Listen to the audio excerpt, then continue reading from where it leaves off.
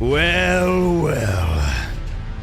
Yet again we find ourselves in the bowels of the disgusting filth of the gaming industry. Just right when we felt like we were riding high, they find a way to sweep our legs out from underneath us. Escape from Tarkov. I've never been so upset, disgusted in my life. Stellar Blade seems to have its own fair share of drama right now as well, with censorship and other things. Fallout is having a resurgence, and I've been playing more than my fair share of Warframe. Today we have many things to discuss, far more things than I thought I was going to have this week, but, well, it seems that surprise always finds its way to come back around and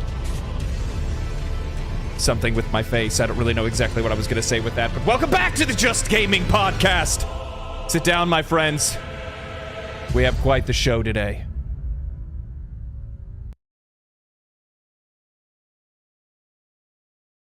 Yeah, I did not prepare for that one. Yeah. No. But, yeah. Wait, that's too far. I just stared at my camera for a while. That's just perfect. You're like, just wait. Just wait until Wait till the screen changes. Just wait until he says something, and I'm like, I think he's done. Welcome back, everybody. Welcome back to the Just Gaming Podcast, episode 87.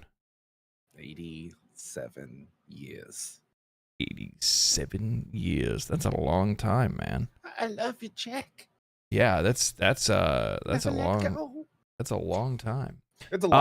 Yeah, welcome back, everybody. Thank you guys for joining us again, yet on another beautiful Sunday afternoon. It's actually gorgeous outside right now. I walked outside, beautiful smell of the sea air and the salty air on my face. Lovely Ray, Jax, Dave, Xeon, Zevo. That's two Z's right next to each other. Tony W, Tyler, Puziko. I'm just gonna say that's exactly what it is. Oversalted. Everybody Great over man. everybody over on Twitch as well. I see you guys are starting to file in. We're giving you guys a little extra time. That's what this part of the show is for. Specifically, it's just Mark and I kind of BSing about games for a little bit as everybody starts to show up. You know, I'm late, so I can't expect you guys to be early. Well, you know what? Games are important for us to play as pure research. Only it's just research for the podcast and for you to make content. That's the only reason we play games. And Yeah, so we had to put in some work today. So I mean, a lot actually. I More mean, than you know. I kind of feel like I should More be getting than you paid know. overtime for this, but I do it because I love it. You'd You be know, lucky to I get do paid it. at all. I sacrifice to do it. So You are frozen for some reason. it's well said.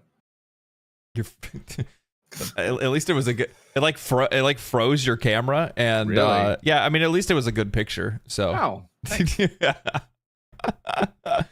anyway, so welcome back, guys. Welcome back to the Just Gaming Podcast. Obviously, we start the show as we always do. What's everybody been playing? Mark, what have you been playing?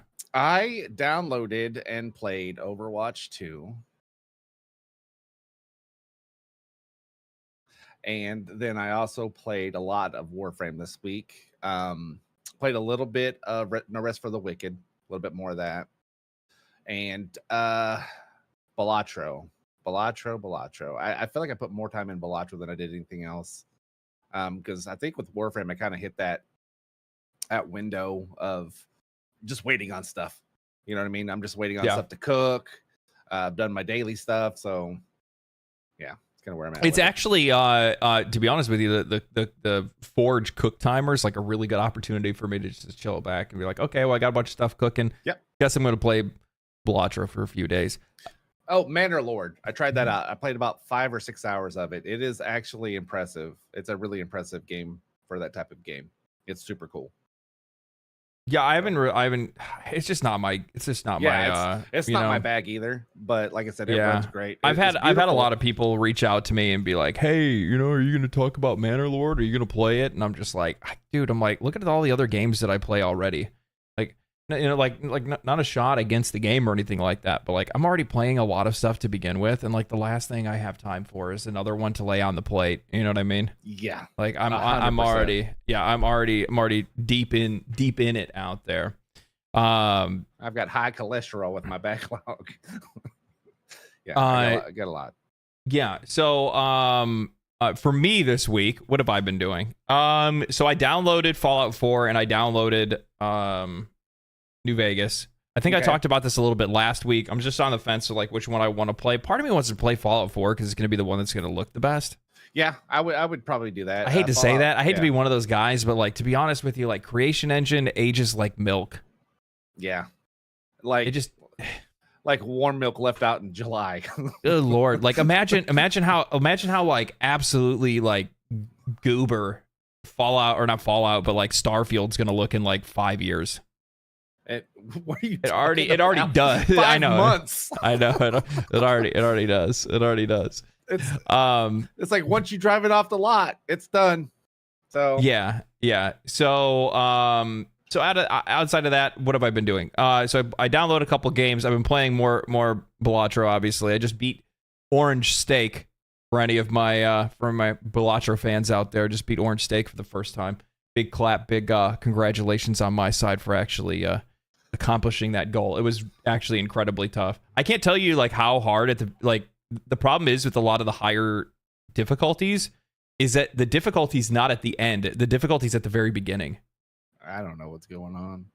What do you mean? What's wrong? I have no clue. Like your audio's cutting out for me. It's probably my internet. It should. Yeah. I'm not having any problems on my end. I mean, we also had tornadoes, so I mean, yeah, that could have something to do with it. So anyway, but what I was saying is that Orange Steak on Balatro, like it's very much like a front-loaded difficulty. Mm-hmm. Like it's more or less like trying to get a deck online early, more than anything else. Because once you actually have a deck online, you're good. Outside of that, it ends up being a problem. Yeah, it's like with Balatro, like you have to get out of your own way sometimes, and I'm like super stubborn. That's why there's like even on Warframe, like I don't want to do that one section. I just don't. I don't like it. I don't want to do it, but I need to. So I'm having that problem with Balatro. Yeah, sometimes you have to get out of my own way. It's one of those games where you have to know and like kind of be patient and like know that you can build stuff early, or you can try to like just get stuff to get you by until you find something you want to build with. Yeah, that man, I don't know. I beat I think red and blue, so I beat those two this week to get to unlock a new deck. Now I think I've got 2 more to go, and then I'm going to go into the stake changes. Oh, okay. There you go. Good deal. Let's see here, and then obviously I've been playing played a little bit of Helldivers 2 this week. Some interesting stuff with that. I forgot to even bring that up today. There's something else I want to talk about with that. We can talk about that right after we're done with our intro stuff. But okay. I a little bit of Helldivers 2, and then I played a lot of Warframe. Yeah, a lot. It's a good actually. Game. A lot. I wish. I was sitting there thinking about it. I wish Warframe had Helldivers monetization for a live service. Like it kind of like I mean in a pseudo way you could make it it like it, but I think like the monetization is, you know, one of the things that I came to realize is with Warframe is that a lot of my previous assumptions about the game were wrong, especially when it comes to the monetization, but they're right at the exact same time. And what I mean by being right and wrong at the same time is that from a new player's perspective, it is incredibly predatory. It's way too high.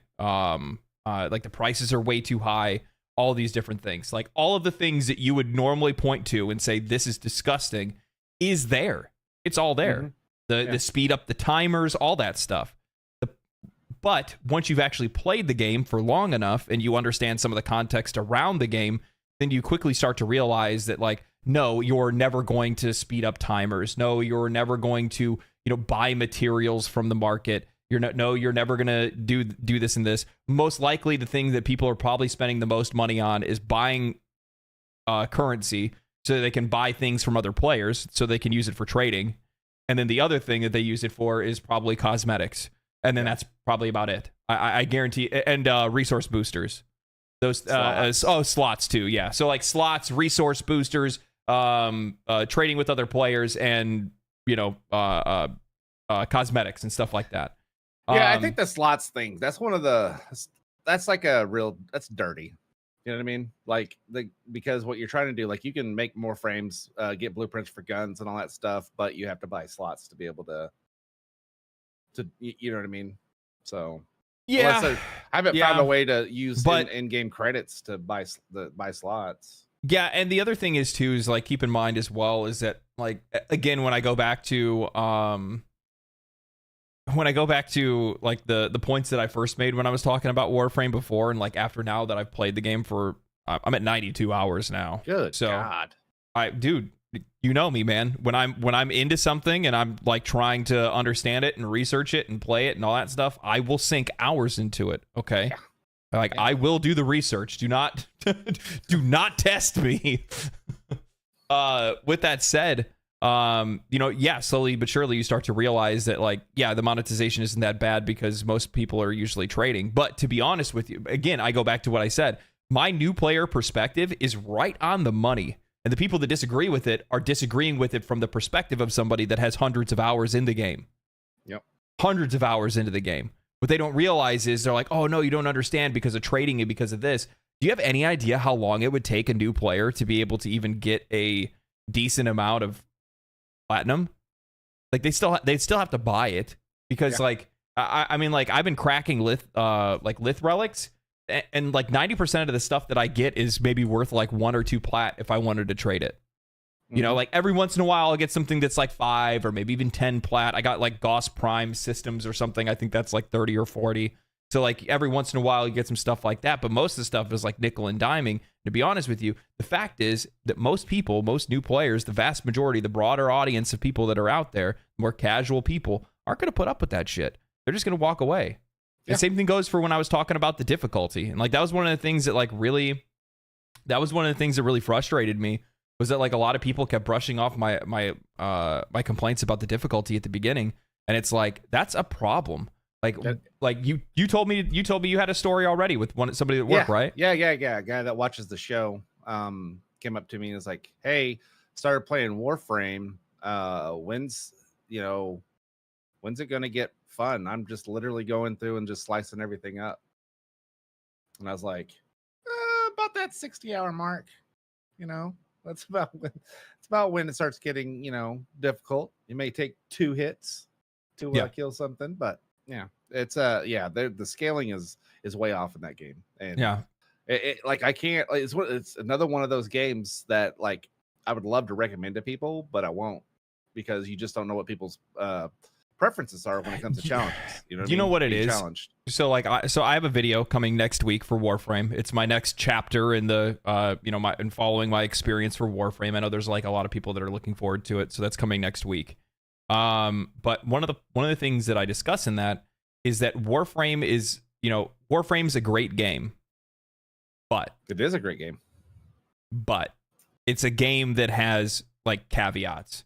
So like if you're going to like suggest Warframe to another person, you have to be like, dude, Warframe is awesome. It is an incredible game. It has a really cool story. It has, awesome systems and all these really cool things in it. But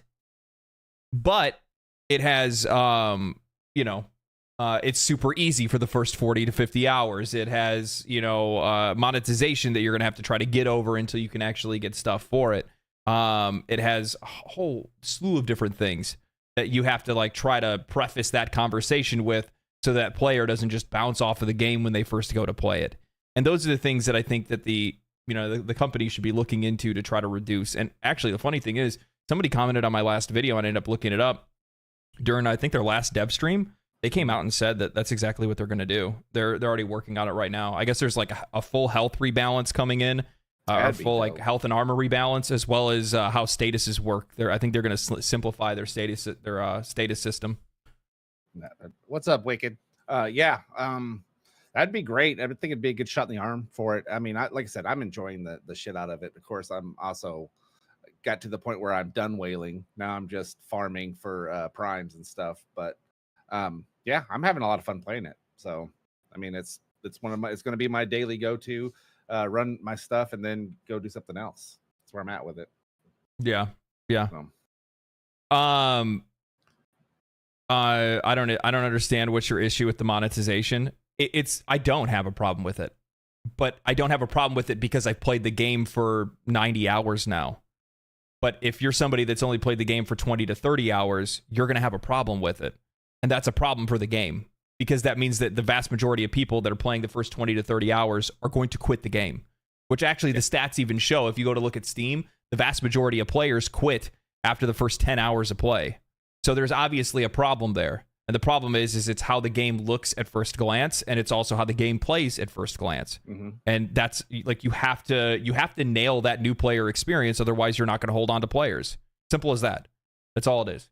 Yep. So the game, like, it's one of those things where it's like everybody's right. Like, everybody that said, "Oh, dude, Warframe's great. You know, the longer you play it, the better it gets." Absolutely, you're totally right. But that's also not how games should be.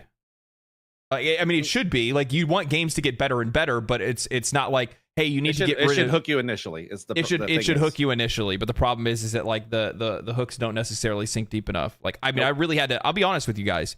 I had to dedicate. Like, I had to really push through.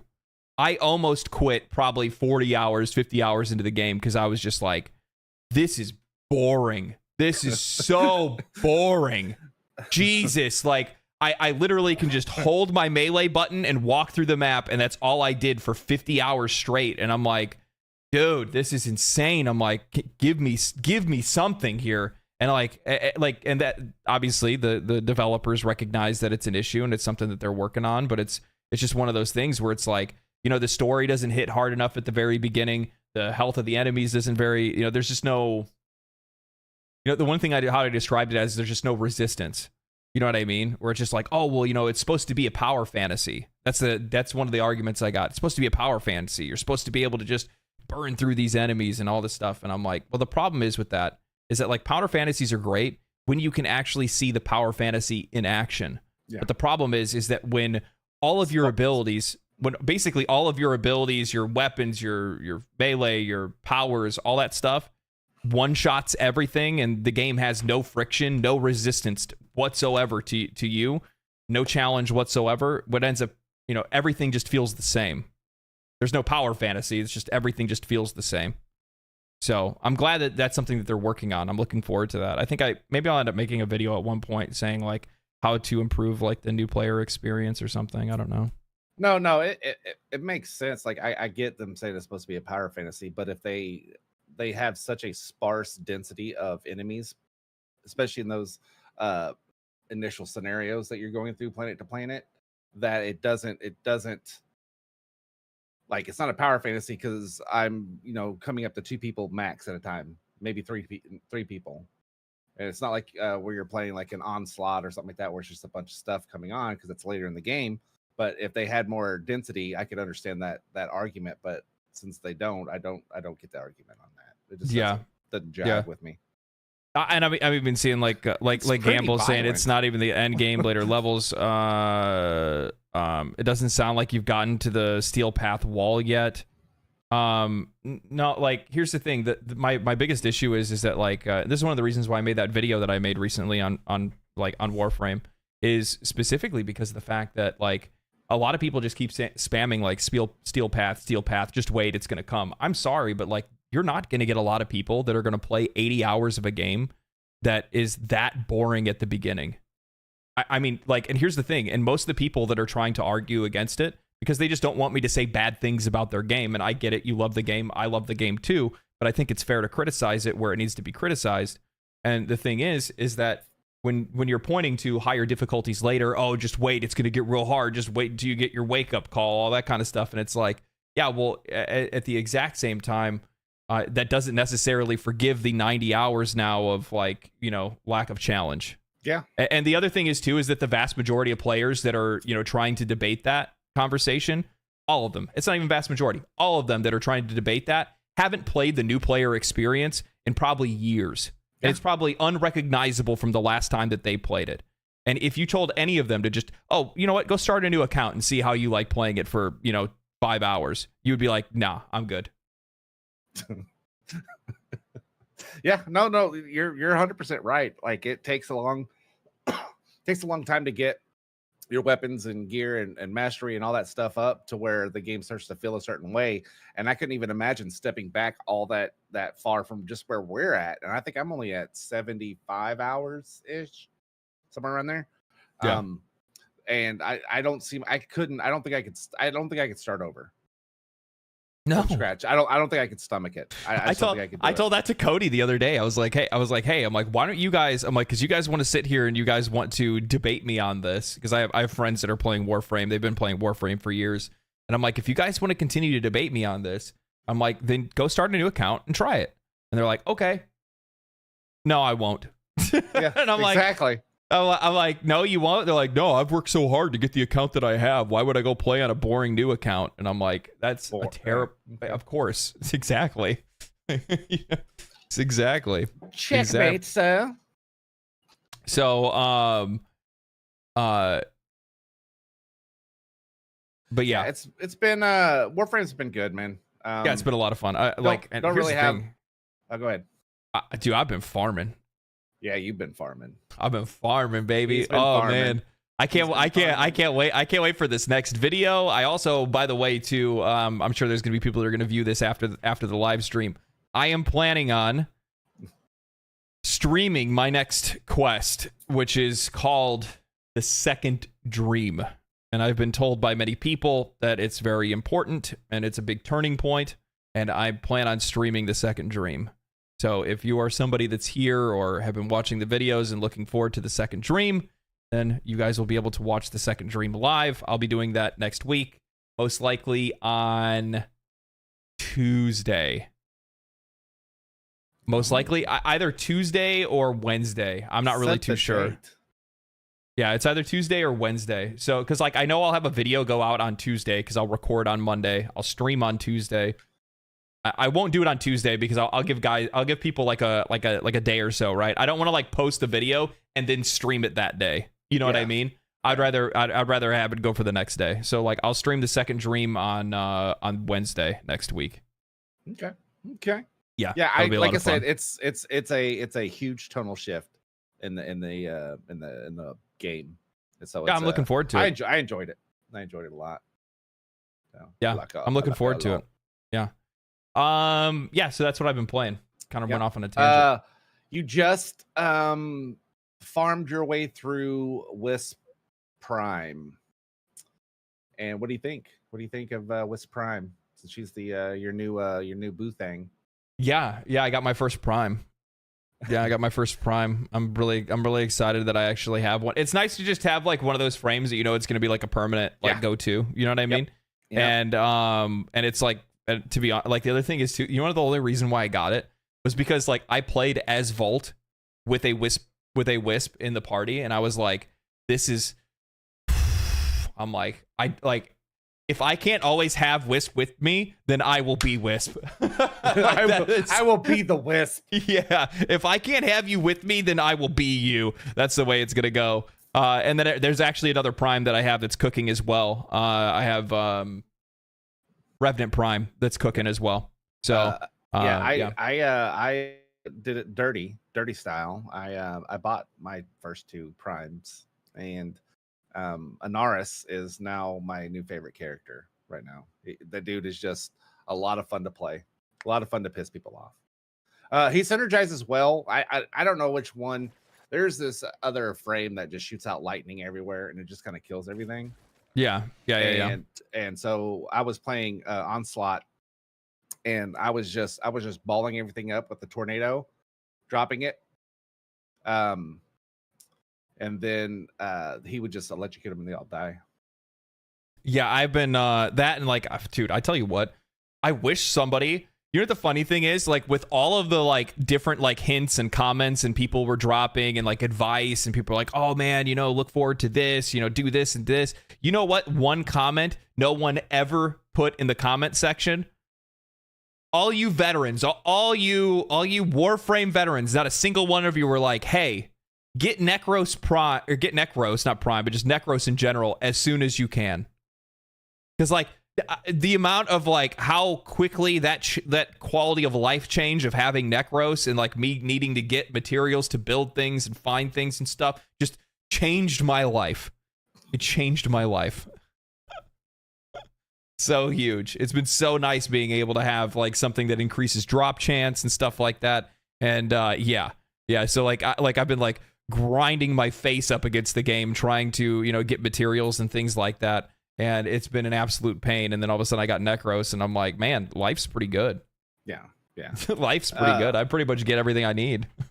Vladstain, I did get fiber, but like I said, I had tornadoes yesterday. So it's been like me personally, I had tornadoes personally. I grew them, watered them, sheltered, loved them. Yeah, so my internet's acting a little janky. Yeah, I know you actually got hit pretty hard. Oklahoma got shit on. Yeah, it got shat on. Yeah, it was pretty bad. I watched it. It looked like a F3, maybe F4. It was. Did I ever tell you the story? God, I'd hate to get off topic of games, but like the biggest recorded tornado of all time, I actually physically saw with my own eyes from my front porch. Really? No. Yeah. So it literally was, I think it was 6 miles wide. The tornado was. And so this is back when I had an iPhone 4 and you could start to take panoramic pictures like that. Yeah. You couldn't see it from a distance. You just couldn't see it. Anything just looked like a storm until you looked through it through a camera and you could see like the huge tunnel on one side and then pan it all the panoramic over, like, you know, that's crazy. 6 feet and see on the other side. I was like, holy shit. Luckily that thing hit where there was no people. Yeah. It was crazy. Well, like, don't they normally like I mean, to my Midwest recollection, if I'm not mistaken, like, don't tornadoes normally, like, they have to initially start off somewhere where there's like not a lot of things? No, they can hop down wherever they want to. It's just generally the states that have tornadoes just don't have a lot of things.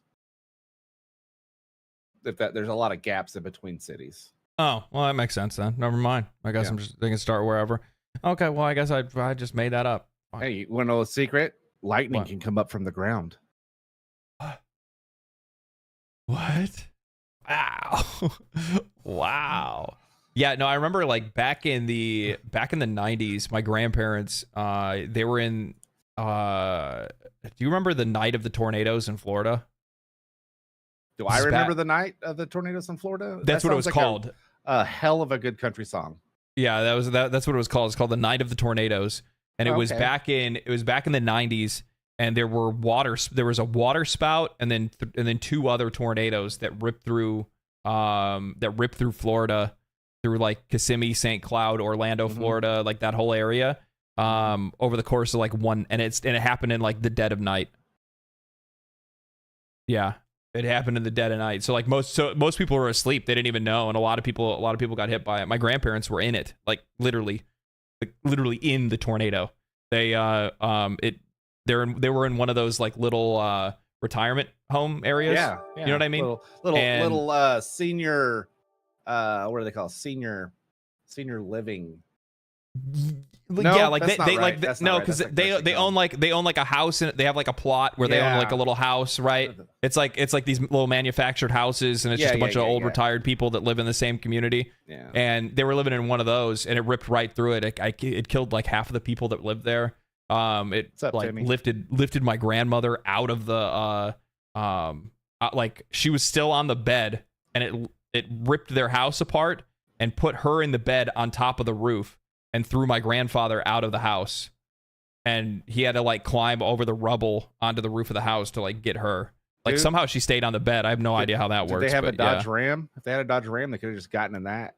It wouldn't have gone anywhere. Nope. Yeah, I've seen the commercials. Yeah. Half Dead Saint with a super chat, $5. Thank you, brother. Appreciate that. Says Wisp Maid can't wait to show off how strong she is at Mark. You have to get your in-game name so I can help you out as well. Got lots of love to share. Yeah. Big shout out to Half Dead Saint for hooking me up with a couple of the parts that I needed and some other stuff as well.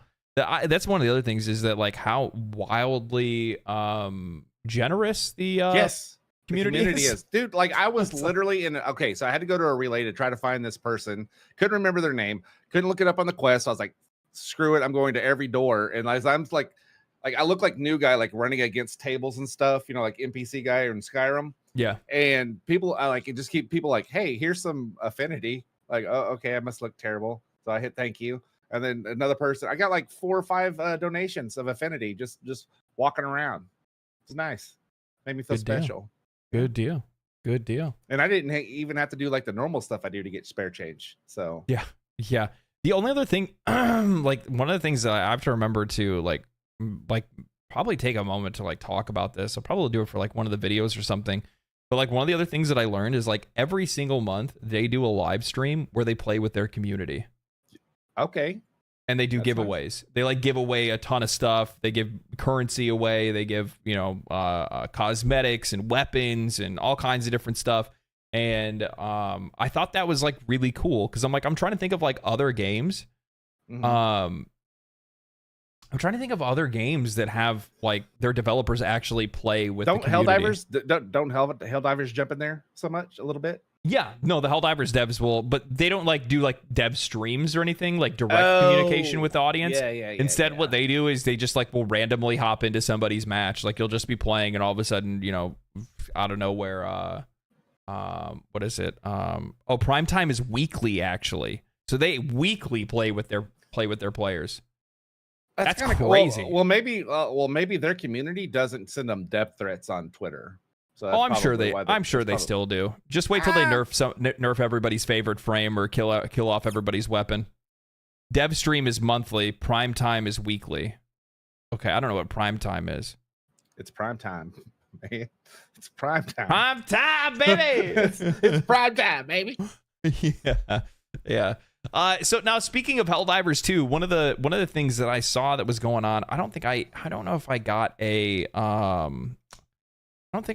an article for this or anything to bring up, but one of the things that is crazy is that I brought this up a long time ago in one of my videos, and I was like, you know what? It would be really cool if Helldivers started giving players choice. And by choice, I mean like genuinely the community has to come together and pick what outcome they want to have happen in the game. So the best way for me to try to like give an example or give an explanation for this is basically something along the lines of like, oh, do you want to, if you guys save, this planet, then this is going to happen. If you guys, didn't they do that? Like it's like either or, like you unlock this weapon if you do this one, or you unlock this or stratagem, I guess, if you do this one. No. So the closest thing we've gotten in the past was like, there would be like a major order would go out and they'd say, hey, you need you to like save this facility, and then if you do and you guys save that facility, then we're going to release this content into the game. Well, one of the things that they're doing right now that's really interesting is they basically are giving the community an option of what stratagem they want released into the game. One is an air-burst rocket launcher. Mm-hmm. And the other one right now is anti-tank mines. Yeah. And basically right now the player base has to come together and choose, and they have to focus where they want to focus their forces to try to get whatever that stratagem is. If they're too divided and too many people are, there's too many people on basically both sides, it's too equally divided, then chances are they can't get either one, but they're going to have to make a choice on which one they want to get. And it's been really interesting because I've seen like people debating it back and forth. Every article that I read on it, depending on, you can tell which authors play Helldivers, because they would tell you which one they think is the stronger choice to do. And I've seen mixed on that. Yeah. So I thought that was pretty cool. I thought that was pretty interesting. I think the other thing is that like one of the things that I thought was really cool about it was that I liked the Personally, I'm on the side of the anti-tank stuff because I feel like that's going to be better against bots. I look at the mines though. Mines are trash in that game. No, mines are really good. Are you kidding? No, I mean they're good. I mean they're trash for me. What's my biggest problem with any game? Paying attention? It's fucking stuff on the ground. It's stuff on the fucking ground. That's my problem. So mines are trash. Okay, don't use mines. Yeah. So, with that said, they, the community's been going back and forth. You've seen some of the debates pop up over on Reddit, over on Twitter, and the Discord and stuff like that. People trying to come together to figure out exactly what they want. I think that's really cool. I think that's something I'm really hoping this is something that they plan to continue to do, going forward, because, that's going to make the game just that much more dynamic of an experience, especially if we start choosing it so far as story choices. Or war campaign choices, you know what I mean? We could do this, but it's going to anger, this faction, things like that. You could choose to, basically knock one faction out for a while, but that's probably going to bring in a third faction. Who knows? You know what I mean? There's all kinds of different ways that they could go about doing this. Yeah. But I'm really happy that this is something that they're doing because it's sick. It's dynamic. Yeah. I like it. I saw something that it was someone's take on it. It was an opinion piece. And I haven't played Helldivers in quite some time because I've been, playing Warframe and other stuff. But so I know that as a community, we cleared out the automatons, right? Or pushed them back all the way, and we were waiting to see what happened. Did they bring the automatons back? Because the guy's opinion on it, I kind of agreed with him a little bit. And his opinion is the community spent so much time pushing them back to get rid of them. Yeah. And just to bring them back was just kind of like a slap in the face. It was just like, okay, why did we do this? We're just so they're getting fatigue on playing automatons, basically. So, yeah. So here's my thing. I will say this. Thanks, Mistra. It's for you. So here's the thing. I feel the same way. Yeah, I feel the same way. I'll be honest with you guys. I love Helldivers too. However, at the same time, when we pushed back the automatons and they were out of the fight, I was like, okay, this is a really good opportunity for them to, I don't know, have a crazy, bug siege, or maybe bring in the bug faction boss or something like that. You know what I mean? Probably way far up. Man, this would also be a really good time for them to introduce another faction or something. But for them just to basically within a week's time go, yeah, actually, no, here they're coming back, and they're coming back even harder than they did. Where it's I get it, but at the same time, we've been fighting the bots for so long. Yeah. Long. This was the game. When the game initially came out and we were playing it, this was one of the concerns that I had, was just game loop fatigue of the same thing, the same thing. And then to have a carrot at the end of the stick, the players finally get that carrot, and then you're like, but wait, there's another carrot, for the same deal. Yeah. It was just kind of a bad deal. Well, because it was man, I can't even tell you exactly how many major orders were bot focused, and then the bots come back, and then again now it's been major orders focused on the bots. You know what I mean? Where it's just guys, not that I have a problem with fighting them. The funny thing is I ended up finding that I had fought bots for so long that when I went to go fight bugs, I got smoked because I forgot how to fight them. Oh, I forgot how to fight them. I was getting killed by stuff all the time. I was barely I forgot what weapons I wanted to kind of bring or use, what was going to be the most effective weapons against them and stuff like that. And I just fell off. It was hard. Nah, that's funny. You both look good. Genuinely. Thank you, Mr. I was getting jealous. Yeah, Mistra, I've been growing my forehead out for 3 years now. It's looking good, isn't it? Yeah. It's coming in long. It's coming in real long and smooth. Oh man. Warframe has similar events where you can defend those player hub planets, and people didn't take it seriously and they destroyed them and stayed like that for 7 years. That's crazy. I like that too, though. Yeah. I like that though. I like a little bit of permanence in my games. I know that some people don't like it because they don't like the inconvenience that it can bring, but at the same time, I want the game to react to us in some way. I want the game to feel alive in some way. And I think not every game, but I do think that that's something that's really good, especially if you're looking at like live service games, because it's what makes them feel truly alive. You know what I mean? Yeah. Dave, 5 head stopped about 3 inches ago. I'm well past 5, sir. Yeah, he's got a 7-incher. I got an octahead. Octahead. Oh God. No, I'm glad that Helldivers is still going, and I think we're gonna finally start to see that gradual dip from people just moving on to play something else. And it's gonna be one of those things where people will say, "Oh, the game's dead," and blah blah. It's not. It's just like I said. They'll come up with some wacky zany new thing to do, and then people will be back on it. So it's not that big of a deal.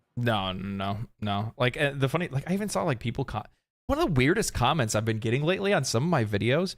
I'd imagine like everybody here on the podcast will probably say the same thing. If you guys have been watching a lot of my videos, especially the ones over on Helldivers 2, I've seen like 20 or 30 people be like, "Isn't this the same guy that said Helldivers 2 was gonna die?" You did. You said it was dead. When? You said it was dead on arrival. The first video you ever made about it, you were like, "This game is so trash." I did not. Shut up. Yeah, you were like, "No, I did not." Like anybody who buys this game is a loser. Shut up. Stop putting lies out there. I hope your mom breaks her toe and she has to wear flip flops. Now I know, guys. I now know who the commenter is. What? Mark with 30 bot accounts. Yeah, no, it's not me. Unbelievable. I saw the video. Shut up, Kevin. Nobody asked you. So anyway, so yeah, no, like, I don't know, man. Like, the funny thing is that, I just hate how damn reactionary gamers are today. Yeah, it's getting so bad, dude. It's getting bad, and like, it's getting so bad. Well, okay, so so here we go. We'll start with the Stellar Blade incident because it ties into this, how bad and reactive gamers are.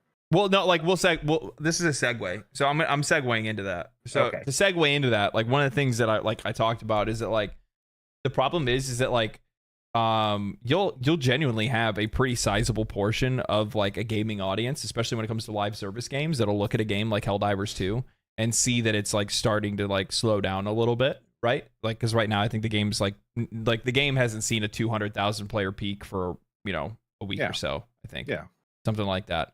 The last 200,000 player peak was on the 14th, so it's actually been 2 weeks since they hit 200,000 player. No, I guess they did on the 21st, so like last week they did, but before then it was like the 14th, and so basically like week after week the game is starting to slow down. It's starting to people are starting to move on to go play other games and stuff like that, and you're having a lot of people that are out there that yes, they see that and they're like, oh, it's time to leave. Like they see, because they don't see other, like, because the number's not as big anymore. It's so weird. That might be the best name I've ever seen on YouTube. What? Everyone steals my usernames. There you go. That's pretty good. There you go. Yeah. Yeah. No, it's yeah. I can't argue with you on that. But with like you want to talk about Stellar Blade? Yeah. So I mean, this kind of goes into that. The reason why I bring it up is just because it's like people are always looking for the next bit of drama when it comes to a lot of this stuff, and I think that it, like in the case with like Helldivers 2, now you're starting to see that as well, where people are like, oh my god, it's starting to fall. I told you guys it was gonna happen, blah blah blah blah blah, and it's just like, no, like this is just like the natural cycle of these games. It's what they do. It's like everybody is that heckler from Happy Gilmore. You know what I mean? Like they're just sitting on the side, like everyone's having fun. They're going, dumbass. You know what I mean? Like it's just, the game's gonna have its natural dips. I mean, other games are gonna come out. They don't make games to play forever anymore. It's just not the way it goes. Well, no, I'm not, and here's the thing. I think Helldivers 2 is still going to be a game you can play forever. Oh, I think just so. I'm saying you're gonna. I'm just talking about at the same level. of What everybody game? playing it. Well, I mean, I'd really like to know, like, what game has everybody played forever and they never stopped playing, and they didn't go play something else, or they didn't take a break from? Everybody does. But there are people who do just play one game. Oh, I know. Oh, don't get me wrong. There's people that do there, but they are a small minority. Yeah, there's They're people a small minority. Yeah, I do love Taylor Swift. Lieutenant, thank you for the follow over on Twitch, as well as Luli. Thank you for the follow over on Twitch as well. So yeah, let's go ahead and talk about the Stellar Blade drama, because I don't know. I got some interesting takes on this. All right, so the game. I'll let you intro this. The game before launch hits the. I'm trying to think of the right term. We'll just say the interwebs as overly. She's wearing too skimpy of clothing. It's just too allied, basically. Okay. And so that was the biggest thing about this game. It's too overly this. They had to show the actual actress who did the body shots for it, try to say this is realistic. It was this whole social experiment of just people puking on the internet. Game comes out. People are fine, game's playing fine, and then they do a patch to take out some of the sexiness of her wardrobes. Yep. And now there's a petition on God, what is the name of that site? Uselesspetitions.org. Useless. But there's like 20,000 people who want them to roll it back. I wonder how many of those people actually bought the game. I have no idea. I have no idea. It's even like, own a PlayStation, or even play games. This is just the dumbest thing ever. Like, just wait for it to come on PC. The modders are gonna have so much fun with this. I promise. Oh yeah. So so here's the deal. So story goes, this game has been in the limelight for a while, and it's been kind of like a cultural talking point, where obviously there's been the huge debate with like Sweet Baby Incorporated, Gamergate 2, all that good stuff that's been going on lately. And people have been relatively charged. They've been angry. They've been angry boys out there. Obviously, we had the nonsense that went on with Suicide Squad Kills the Justice League, and there's been a few other games, and people have been pointing to a lot of this stuff, and the invoking of games and things, and all that conversation has been going on, right? DEI in video games and all that stuff. So, this was actually kind of propped up as a savior, right? This is like, look, base developer is making, Coomer game. This is what we want. This is what we're talking about, and in a lot of cases, it's great to have games like that. I think I played the demo for Stellar Blade. It was unironically stellar. It was good. It's a solid game, a solid demo, and I think there's a lot of people that are probably going to be a little bit surprised. I think people are going to be a little bit surprised on my take on this, but I think that with the like censored stuff, I think it's a massive overreaction and overreach from the vast majority of people. And even more so, the fact that there's so many people that are like tying themselves to Mark Kern is so cringe. It's so cringe. He's not your freedom fighter. He's not your warrior. Like I'm somebody that wants, less of the, I want less ham-fisted garbage writing in video games, and less fake inclusivity, because it's really obvious that the vast majority of the people that wave around a lot of this stuff and want to push a lot of this stuff in games, one, don't even play games to begin with. Two, never would even buy these games, even if they wanted, or even if they were slightly interested. And three, the other thing is that the vast majority of these people don't actually believe in anything that they say. The only reason why they say any of these things is because they're virtue signaling, because they want good boy, good girl internet points, and that's literally just about it. Like, they don't really believe any of these things. They don't act like it in the real world, and if they do, well, they probably ain't got a whole lot of friends. It makes me wonder, because it is a PlayStation exclusive, and we know that that PlayStation, all the consoles, even the Switch sales have slowed down. All console sales have slowed down. I'm wondering if this patch was reactionary to its initial sales. Like, maybe they were like, well, because it was a big deal. Like, it was a big deal before launch on the internet wise. I understand big deal, even though it's a vocal minority that's doing it. Yeah. A lot of people are reading it, right? Bro, I mean, like, it's so out of control to the point where you have people that are like, and they even censored all the gore and stuff like that as well. And then you come to find out that what somebody did is somebody put up a video, and you at first glance when you see these like condensed videos on like Twitter and stuff, it's somebody that like said that they turned down the gore. Look, this is what it was like in the demo, and this is what it's like in the since the update. And what it actually is it's somebody that has performance mode turned on. And people are like, freaking, and it's just like, what are you doing, dude? Like, have a little bit of common sense. And plus, on top of that, the thing is, it's just like, it's okay. Like, oh god, this is, I don't know, man. It's just one of those things where I'm like, I saw the edits that they made to her costume, and I'm like, okay, oh, like, okay. I mean, like, don't get me wrong. When they showed that brown one piece, it went, so it V'd over her hip bones. Okay. Yeah. Which, thank you, devs. Yeah. And then it turned into grandmother's one piece from 1927. Yeah, so there's some drastic. The other one I think was like a chest where she had like some under boobage showing. You know what I mean? And then they I think they threw like a bra underneath it or something like that. Yeah. And I don't know. Like, here's the thing. Like, I don't disagree that it's kind of weird that they went back and censored it. It just seems so weird, just in general, because they fought so hard saying it was their artistic blah blah blah, and then that makes me wonder how that's like, Sony, baby. If they did it for the sales, that's Sony. They did it, yeah. Like, oh no, that wouldn't be for the sales. Who do you think's buying this game? People that look like me. Yeah, well, I mean, yeah, it's people that want to play as a scantily clad girl in I don't know, say what? Say it. I'm a protected class. Say it. Oh my god. Say it. But shut up.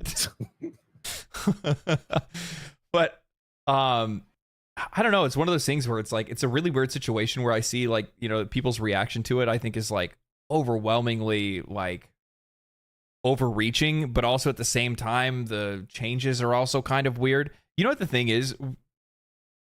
This actually kind of goes to like, and I'm not going to get into like I'm not going to go down the like social politic rabbit hole right now or anything like that, but I'm just going to say this, is that if you ever want to know how to make people not empathize with your cause, you're doing it right now. Because one of the things that I've seen a lot of people do lately is they've drawn the comparison to Baldur's Gate 3. They're like, oh my god. They're like, whoa, Baldur's Gate 3 allows full nudity, and you even have scenes, and on top of that, there's a scene where you can sleep with a bear. And I'm like, that was the cleanest version of that phrasing that I saw on Twitter. But and the thing is that like, that's so intellectually dishonest, because it's like, yeah, I guess like the nudity stuff is there for sure, and there's dangle physics and all that stuff, but they keep pointing to the bear. They just can't help but point to the bear, and it's just like, yeah, but that was like implied. You didn't see anybody actually mount a bear or get mounted and watch that bear back. You know what I mean? You didn't see that. I would choose the bear though. But it's one of those things where it's just like, yeah, but they had this and they were okay with it. It's like, yeah, but you never saw that. I'm like, so like, that's not really what I would use. I wouldn't. The squirrel did though. That is true. Yeah. It is true. That squirrel seems. But that's like one of the things where I'm like, why are you drawing a comparison to something like that when that doesn't even really work in this kind of situation? Where like, I understand if they're trying to point out the contrarian, like how people that were arguing against and saying, boo Stellar Blade, because they didn't like it because they felt it went against whatever their beliefs are. And then at the same time, those people were like simping over, and I've talked about it before, it's the same people that were out there going crazy over that Leon mod for Resident Evil 4 where it made him buck naked. Shirt off. Yeah. No, there's buck naked one. Oh, Yeah, well, and then it's the same people. That's not that were, a scenario I'd want to be in negative. Yeah, and then there's also people that were like, you know, championing like, you know, Baldur's Gate 3 and stuff as well. But like also at the same time, like the way that that I don't know. Like, I just feel like it's just really weird for people to be using Baldur's Gate 3 in this conversation, because like the portrayals of like sexuality are completely different. Yeah, well, like Larian does DEI, I think, flawlessly with Baldur's Gate 3, because it's not like you can do what you want to do, but it's not thrown in your face. You know what I mean? So it's not offensive to a person who is, you know, so like whatever wing of the side you swing on, or the other way. You know what I mean? You could do whatever you want. So they pull it off to where it's not a Sabrina on Netflix. You know what I mean? So it's, I think, like I said, when people bring up the comparison of Baldur's Gate 3, I just don't get it. Yeah, it's just one of those things where you just start turning your brain off. And the same thing goes for, it's like, if you want people to be empathetic to your cause, if you want people to understand you. I brought this up the other day, dude. Like, there was somebody that dropped a comment on one of my videos, like, and it was like, I think it was like, I did a word count on it. I think it was like 1,400 word comment. And I didn't read the whole thing. I only read like the first little bit of it, and then I stopped, because it was funny as that somebody left a comment that long in the first place. But like, one of the things that they said, they were upset that I had never made, I think we talked about this on a podcast before. They're upset that I never made a video talking about SBI and stuff like that, right? And like SBI detected and DEI in video games and all that stuff. Like, you know, where was your video on that? You know, where's your journalistic integrity? And I'm like, well, one, I never said I had integrity. No. And then two, and then nobody implied that either. No, but the thing is that the reason, and then they go into this whole long list where they start talking about BlackRock and the Obama administration, and I'm like, if you want to know exactly how to not get people on your side, start sounding like a conspiracy theorist. And here's the funny thing. There could be kernels of truth in the things that these people are saying when they're pointing to like BlackRock and investment companies and money that went out specifically. Hold on 1 second. BlackRock, we love you. Okay, we're good. Yeah. But like, you definitely could probably draw some truth from that. Yeah, sure, there are companies that are out there that are funding some of this stuff. But yes, exactly, Dave. The minute that you start sounding like Alex Jones is the minute that you're going to have people turn off. They're immediately going to look the other way. And the thing is that we're seeing that in real time right now here in America with a lot of the protests and stuff that are going on, because you have people that are destroying property, that are blocking traffic, that are shutting down schools and all this other stuff. And I'm not going to get into that whole like Israel-Palestine stuff or anything like that. But that's also the best way for you to be able to turn off an entire audience of people that are out there that don't want to have anything to do with you. And I hate to say it, but if this stuff that's going on right now keeps going, you want to know how Trump wins the election? Dude, I'm just saying that because that's how it happens. Okay, you let everything else get out of control. You know what I mean? Like, that's how this happens. That's how you get so many people to turn away from you and your cause, because you are causing so many problems and you look so unapproachable in comparison to everybody else that's out there. And that's exactly what's going on in gaming right now, where it's like, I hate it so much, because it's like, I feel like we start gaining ground on some stuff, especially lately. We got that, like the gamers fight back to get ownership. The guy that made the video that is like trying to petition in like France and a few other countries to like make it where these games have to give players another option to be able to play the games after the company shuts the servers down. You know what I'm talking about? Yeah. Yeah, so it's like we're doing things that gain ground, and then all of a sudden you have this group of people that come out that are just so fervent and crazy, and they post the things that they do and they say the things that they do, and it turns off people from the whole conversation. It's like you gain ground and then lose ground. It sucks. Yeah, it does. And I think my only like view on it, between the way that they've got it, like the pendulum, it just swings back and forth, and it never goes right in the middle where it needs to. Like right now, we have a choice that we could either be, dropped in a lake in a compact car, or you have to, you're sleeping while your house is on fire. Those are your two choices. Have fun. Yeah. Yeah. So that's just where we're at with almost everything. Like you can't, we're just not going to win because people like they can't get past themselves to see what's for the better good for everybody. You know what I mean? Yeah. Yeah. No, fully agree. I fully agree. Fully agree. Okay. All right. Sadly, it's a lose-lose situation since people have confirmed the non-censored versions are on the unpatched physical copies. If they roll back or keep it, people will be pissed. Yeah. I mean, either way, people will. But at the same time, the thing is that physical copies almost always have shipped before the final version of the game is actually finished. Before the game is like I hate to say it like that, but we all know that's true. Like before, they'll tell you that the game has gone gold. Basically, the game is ready. The game is ready to be sold, right? But at the exact same time, every single time, how many what game have you not downloaded that didn't have a day one patch? Even Final Fantasy 16, which said that they were going to try to do their best to make sure they don't have a day one patch, still had a day one patch. And sometimes there's things that they changed before or changed after for whatever reason, maybe design choice, maybe it was censoring, whatever the hell it is. Here's the thing, even if they did censor it, like, I just don't care. I don't either. Like I said, I'm waiting for the game to come to PC, and I know it's going to get modded the way I want to play it. So I don't I get that too, and it's just like it's one of those things where it's just like I think there's like fights that you want to be a part of, and like this is one of those ones where like I see it and I'm just like, it's not that hill. It's not a hill I even want to climb. Like I'm just going to drive right past it.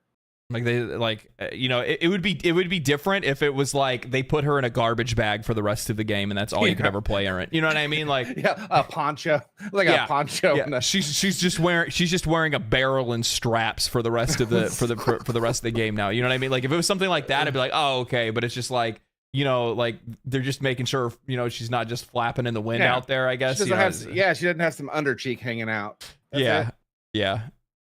Some under cheek. I think that's the definition is under cheek. Never mind the fact that there's like way hotter outfits in the game either. Yeah. Or a skin suit that makes her look basically butt naked. Oh my god. So they didn't get rid of that, did they? Ladies in the chat, if y'all could quit buying leggings that look the same color as your skin, it's freaking me the F out when you're walking around at a distance. It's just freaking me out. Sorry.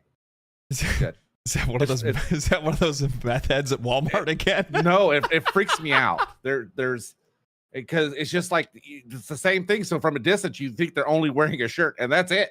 And you're like, oh my god, and you're trying not to look. It's just weird. But I like them. Too bad. Too bad. Well, get prepared for people to be doing this. Yeah. So it's just one of those things where I look at the Stellar Blade situation and I'm just like I get it. I understand why people are upset, but also at the same time, I'm like, you're way more upset than you should be. And I think that's just because you have grifters that are stoking the coals more than anything else. Yeah, that's true. People driving engagement, making videos, making tweets. Not gonna name that. Not gonna name the Twitter one out loud, but you already know. I don't get it. Like, I don't get Twitter clout for like low level.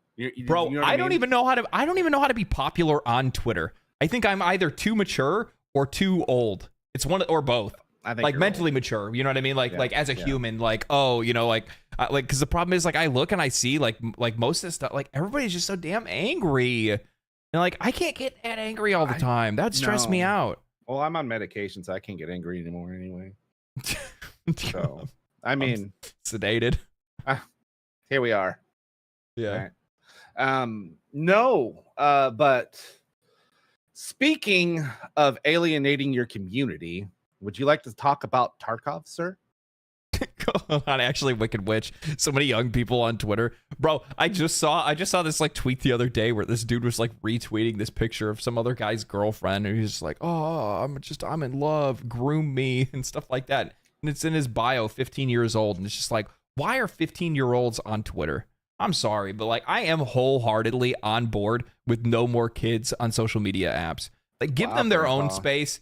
Give them their own space. Well, I don't even want to say that. Don't give them their own space. No, The don't problem give them their own is that, space. That's where the predator's gonna look. yeah, that's exactly where they're gonna go. Yeah, I'm sorry, but like the thing is like there's a lot of really like adult conversations that are going on some of these apps, and there's just no reason. Because the funny thing is you'll start arguing with somebody about something or debating something, and you see that it's like a 13-year-old Roblox player that's trying to talk about like what should be going on with like international politics, and it's just like shut the fuck up. You know what I started like 15 years old. I was still playing. No, I wasn't still playing with action figures. Like 90% of my employees are in their 20s. I was building Gunplas. That's what I was doing. 15 years old, I was building Gunplas. I was out chasing the ladies. Yeah, no, like sure. So the majority. No, I do have a 26-year-old, so yeah, that's true. Anyway, so yeah, my favorite little accident. I love her so much. We'll talk about her in a little bit. So most of the people in that my employees, they're in their 20s. So what I started doing was I started using their verbiage to show them how cringy it is that they use those words. Like I'll say, hey, I need you to go do this. And they're like, are you sure? And I say, no cap. Just like that. And they just stare at me and I go, sounds stupid, huh?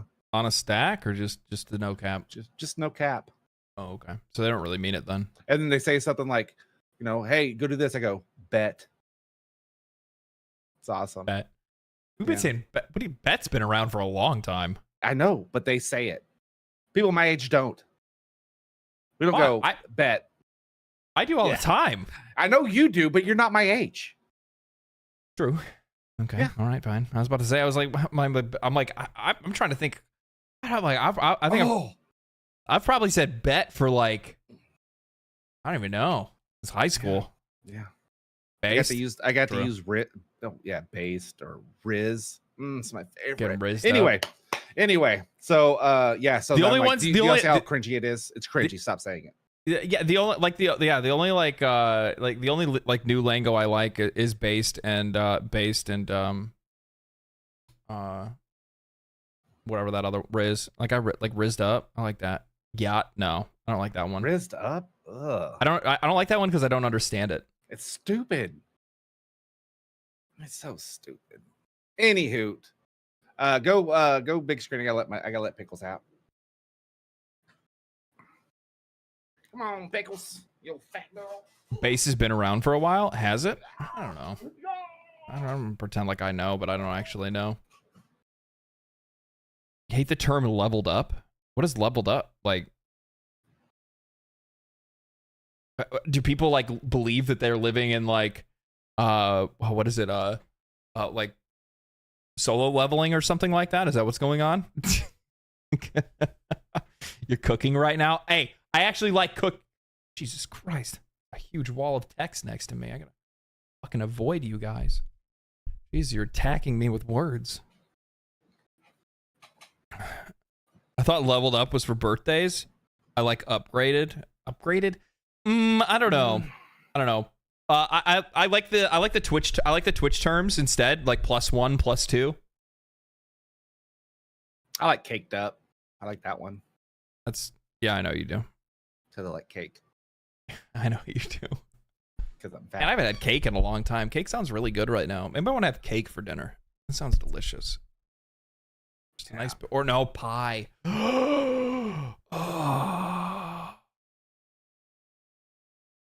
New York cheesecake, strawberry cheesecake. Let them cook. Let them cook. I love that one. That's my favorite, actually. That is my favorite. I do not know what Riz means, but not based. I know that's funny. Based is like a term if you're gonna say that like somebody's like, I don't know, as the cool kids used to say, keeping it real, being true to themselves. You know what I mean? The first time I heard you say it, and I was like, yeah, it was pretty based when I said it though. Anyway, this is so fucking cringe. Okay. It is cringe. It's all cringe. Everything's saying. cringe. That's cringe. Anyway, tight. I fucking love tight. Shit's tight. Tight's old though. Tight's like back from the 80s. What about fire? That was like 2010s. Like, man, this shit's fire. Yeah. Yeah. Like when I eat Taco Bell. Yeah, that's Then fire. Go to the bathroom. And it was fire. That's fire. That's fire. This fire is tight. No cap. There's no cap. This fire is tight. Anyway, Jesus Christ, we're fucking all over the place. Sorry, I didn't mean to derail us on that. Yeah, sorry. You want to know what's not tight, Tarkov? or rizzed up, or based?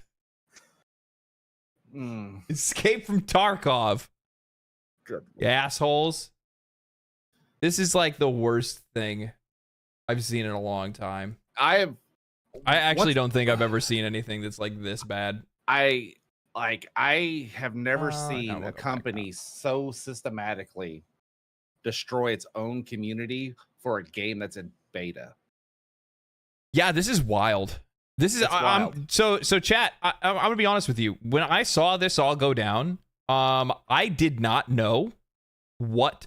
I didn't know how to. Oh, that's your chat. My bad. There you guys goes. You guys got some YouTube analytics in your face. I'll be honest with you guys. When I saw this, I didn't know exactly how to react to it because it was almost not real. Yeah, like I thought it was fake. I thought it was no, fake. It's not That's that I thought it was fake. Is. I thought that it was just like a bad translation or poor English or something like that. Because I'm just like, well, wait, what the fuck? How does this make any sense? And I'm like, because like I'm thinking back to when I first bought Escape from Tarkov, and I bought the Edge of Darkness edition. Okay. And you know, I loved playing Escape from Tarkov. I would still enjoy playing it if I actually had, you know, good enough people to play it with, but I just never could get friends that would want to learn it or learn how to play it. Mm-hmm. And one of the things is that like I bought it based on the promise of what the game was going to be once it was fully released, because PvE. That's yeah, which is like the PvEVP. That was supposed to be what it was like. You know, once the game was fully finished, you know, the PvE or the PvP stuff was supposed to be a little bit more rare. Yeah. It was supposed to be like, you know, oh, maybe you were, you're in a zone and it just so happens to be that there were a couple other people that were also, you know, scavenging in that area, and you ran into people, and it would be these like really organic fights that would start. And it would be that, you know what I mean? Because like, that's not what Tarkov is right now. Tarkov is very like, I'm going to camp in this place because I know people are going to come to this place, or, you know, people will rush for stuff. Here, they'll rush very specific places, trying to make sure that they can get into engagements and stuff like that. And the reason I got into it was because I wanted to, one, support the game, because I supported the idea and the project. It was a game that I wanted to see made, and the best way to do that is to support that, since it's an early access game in a small studio. And I really liked the future idea of what the game was going to be, which is this, like, basically, to boil it down to nuts and bolts, is kind of like a live world you know, Division 2, but it's a hardcore mill sim. First person shooter. And I was like, dude, I'm like, this is a sick combination of things. This is really immersive. The game still right now, right as it is, it's an incredibly immersive shooter. And it's designed to make it really hard to make it pay to win, because any gun, any bullet can one shot anybody. Yeah. Well, oh yeah. I see what you're saying. Yeah, like I was having a conversation the other night with somebody, and they're like, I'll never forget. I didn't buy Tarkov because I'll never forget. I saw this one clip where this guy shot this dude in the head 16 times. And I'm like, how long ago was that clip? Oh, it was a couple years back. And it's just like, what is wrong with you? Like, either way, it's just with the Cody? Of course. Okay. So it's just like one of those things. I'm like, okay. I'm like, but that also kind of goes to show that, like, you know, not every gun and every weapon and every piece of armor is going to be as effective as others. It just depends on where the bullet hits and how hard it hits, what kind of round it was. Yeah. You know, you can get one tapped, you know, depending on where you got shot from. I always thought it was really cool that Tarkov had this system where, you know, if you're wearing body armor, you know, that protects your chest and your stomach and your back, but, you know, your underarm is not protected. right? There's no armor here. So if you're, if you shot a guy, yeah, no, it hits, it hurt, and it hits hard. You know what I mean? You do more damage if you're hitting them in the weak spots, in the gaps of their armor and stuff. And there's not a lot of games. I don't think there's any games that have that kind of realism when it comes to armor and stuff like that. There's one coming out called Great Warfare, I think is what it's called. Yeah, I saw something like that. Yeah, that looks pretty promising. But yeah, as of right now, there isn't any competition for Tarkov. Yeah. So, and knowing that they're in that unique position, they took it upon themselves to go out and say, we're going to release a $250 edition. They got rid of the EOD edition, so you can no longer purchase that one. And they say this is now the only way for you to be able to access the PvE mode for the game. And the game has just gotten more and more pay to win as time has gone on. Initially, it wasn't too bad. And to be honest with you, like the advantages that somebody has with the Edge of Darkness edition over somebody that doesn't get it are pretty significant at the very beginning, but also at the exact same time, player skill and luck comes down to everything. And those players that start off with some really cool stuff at the beginning, outside of the storage expansions that they always get to keep those. Yeah. But those players that start off with a lot of stuff at the very beginning can lose it immediately just because of how things can go poorly, right? Yeah. So and that's one of the reasons why people didn't really have a lot of problems with their monetization over the past, because you could make the argument that it's pay to win in some ways, but also at the exact same time, the game itself is an all equalizing force, right? Like you can get head-eyed by a fucking scav and out of nowhere, and boom, you just lost all your stuff. With that said, out of nowhere, and this the other thing too is to keep in mind is that the Tarkov community is very tight knit. It's a very dedicated audience. These people have no problem helping out this studio if they asked for it, and they came out and they said, we're gonna sell you this $250 edition, and now this is the only way that you're gonna be able to access the PvE. And their excuse is because they're saying that in the wording for the Edge of Darkness edition, the $150 edition that's always been sold, in the wording, it specifically says this will come with all future content and DLC. Mind you, that originally the Edge of Darkness edition was $150, right? And it said it included all of the DLCs that are coming up. And now that they have this unheard, I think it's unheard edition. Yeah. They want to charge $250, and they're going to change the definition of what DLC is. Right. Yeah, and that's kind of what I'm getting at, is that the they specifically I think they even say it right here, clarify our situation right now. They say first of all, PvE game mode is not DLC. DLC, in our understanding, is major additions to the game, including various functionality and content after the official release of the game. This is just so scummy. It's so garbage. It's so bullshit, because it's we're adding a feature to the game. Well, that sounds like it's something that's endemic to the game. So if you're releasing something that's endemic to the game, that is not something that should be sold. That's just something that should just be included. It should be included. And we talked about this, or I talked about this in a video not long ago, actually, back when Like a Dragon Infinite Wealth came out.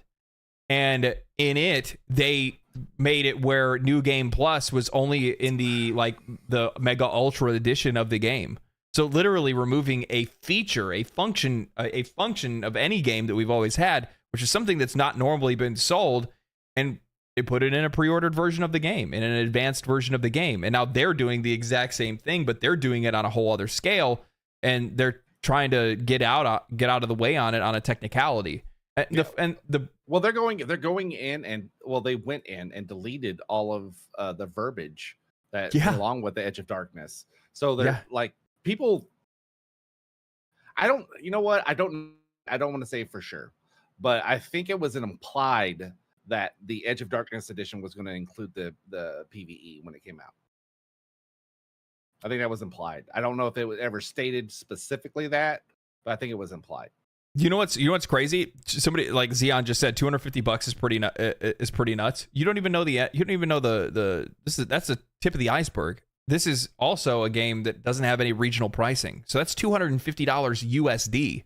In Canada, that's over $300. In Australia, it's probably like $500. Yeah. And then on top of that, they don't pay for the processing fees, which I think total up, because of the fact that like it's international and stuff, like the processing fees total up to like another like $30 or more. Mm-hmm. So like you're easily like on that $250 edition, even if you were going like, even it like with taxes and fees, if you were to buy the $250 version here in the US, it would likely be over $300. Like, that's crazy. They have regional pricing for Russia. God, they're such assholes. Oh yeah. So anyway, but the thing is that like they basically like this is just one of those situations where you have a developer that is quite blatantly ripping off their audience, and then when the audience says no, we're not going to take that, we see exactly what you're doing, they turn back and they say, no, you don't understand. And the thing is like you're questioning the intelligence of an audience that I'm going to be really gracious with the Tarkov audience to say this. Tarkov is a very intense, very intricate, very dedicated game. It is similar, I would say, in the same vein to something like Path of Exile, where you have to have a lot of knowledge, a lot of studying, a lot of understanding to be able to play that game and play it effectively. And many of the people that play Tarkov are those kind of people. And they are not the kind of people that you can turn to and say, oh, no, this is a feature, not DLC. You know, therefore you have to pay for it. No, those kind of people are not the ones that are going to be standing idly by for something like that. They're going to go, shut the fuck up. Give us what we paid for. You know what we assumed when we purchased the Edge of Darkness edition. And you know it because you sold it as that. And now you're trying to walk that back because you can't afford the server space. And that's what the problem is. Yeah. It has nothing to do with anything else. It's you're trying to make more money and you're trying to have the players absorb the cost of the servers, even though you are the ones that are absolutely shit at handling money. That's what the problem is. Yeah, 100%. Like, I get it. They should have, they could have done anything. They could have added in skins or whatever and said, hey, we're still trying to finish the game, blah, blah, blah. Here's, kind of where we're at.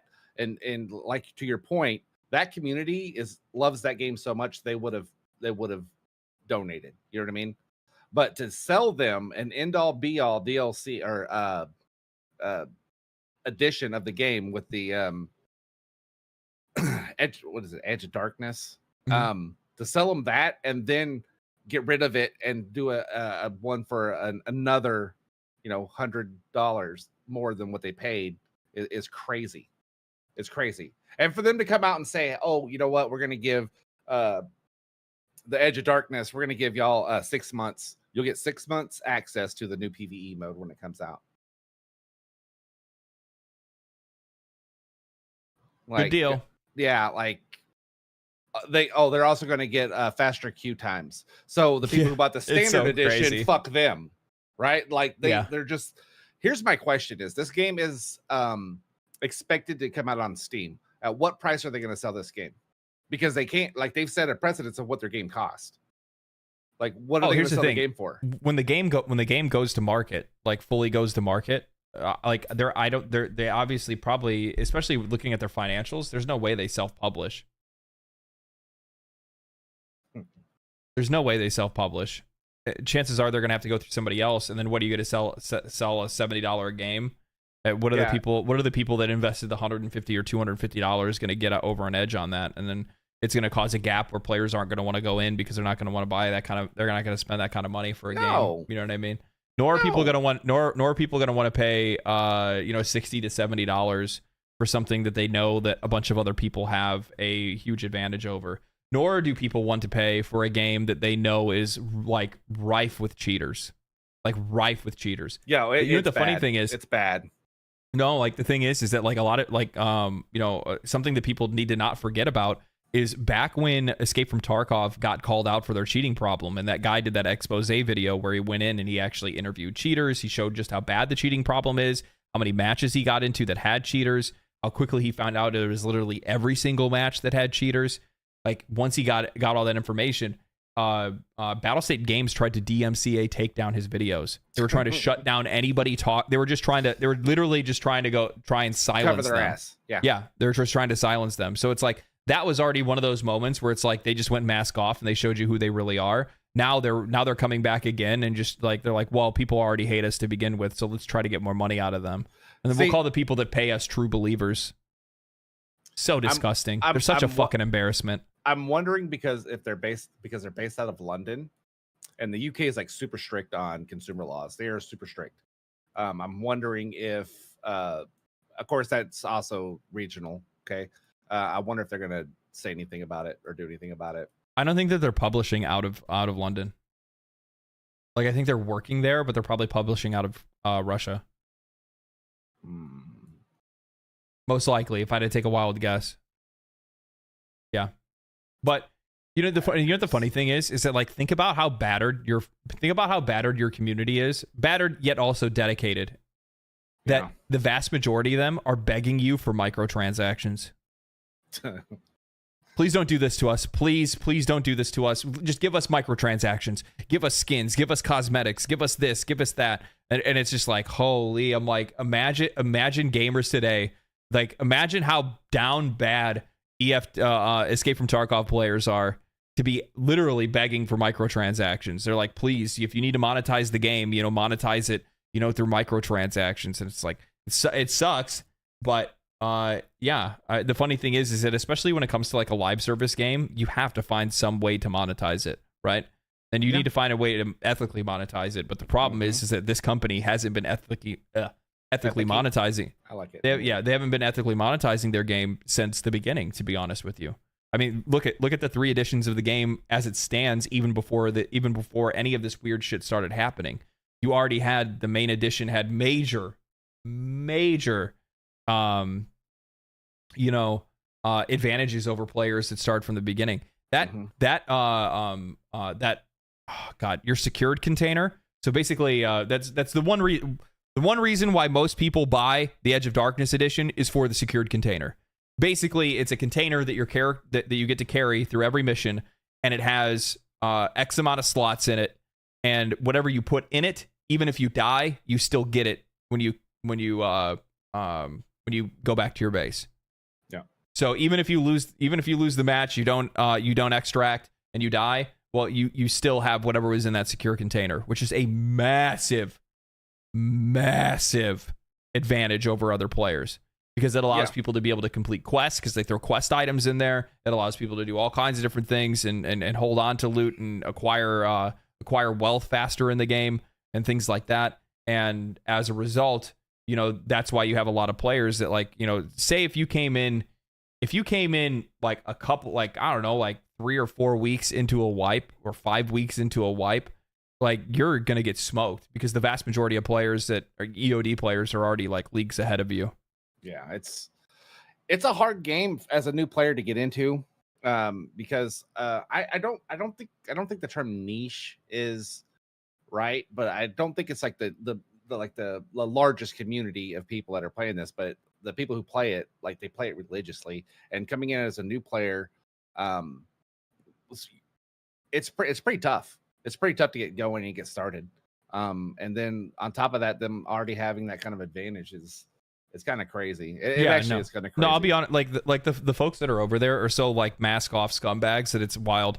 Somebody at KL in chat just said Nikita was quoted saying more cheaters, more donations. Yeah, quite literally, because the last time they did a massive cheat wave, like cheat ban, directly following it, like the week following it, they put the game on sale.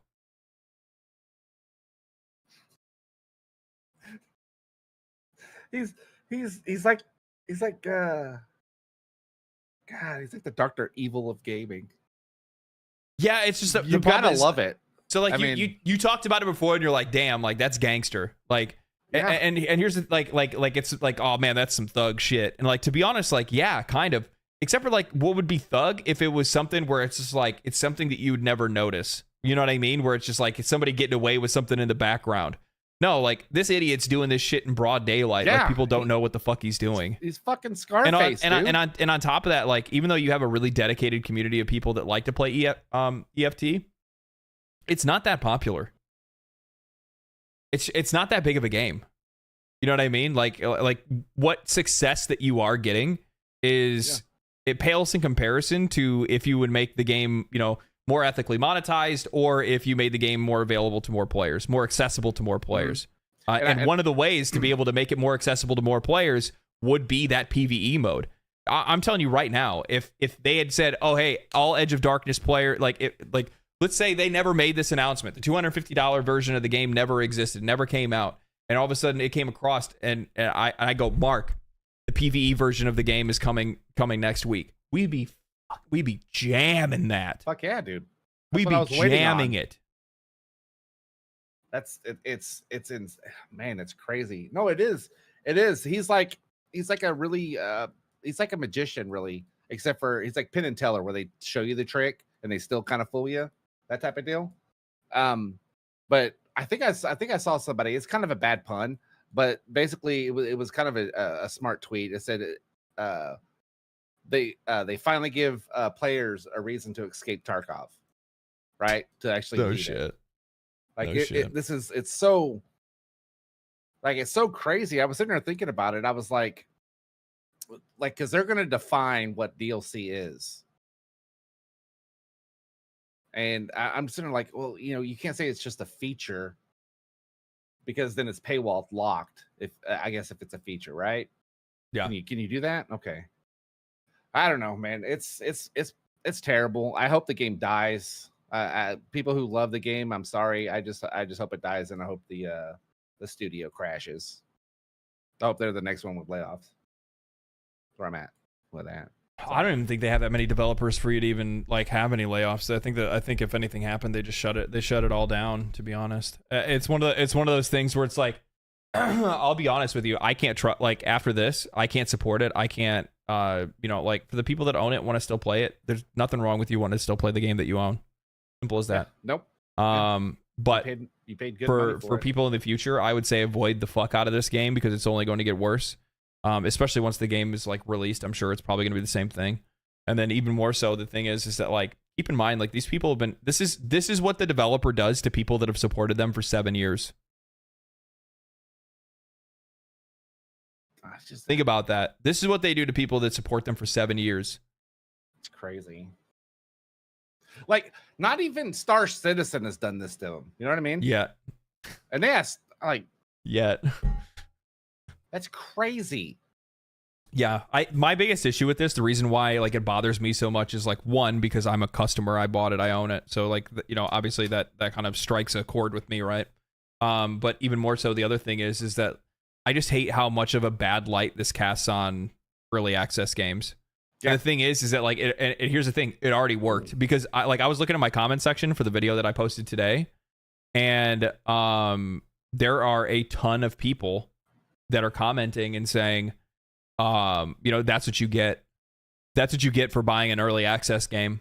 That's what you get for paying $150 for an early access game. And it's just like, what part of I have never regretted buying an early access game do you not understand? Hades, money well worth it. Pal World, money well worth it. Baldur's Gate 3, money well worth it. Oh yeah, money well worth it. I mean, I could continue to go through. I have so many early access games on my computer right now. Many of them that have fully delivered on their experience, or games that are still working on their experience and are still going to be worth it. Valheim, V Rising, Temtem, up until they introduced a battle pass, so they kind of did the same thing as Battlestate in a way. Yeah. Last Epoch. Yeah, Last Epoch, Stardew Valley. A couple good ones.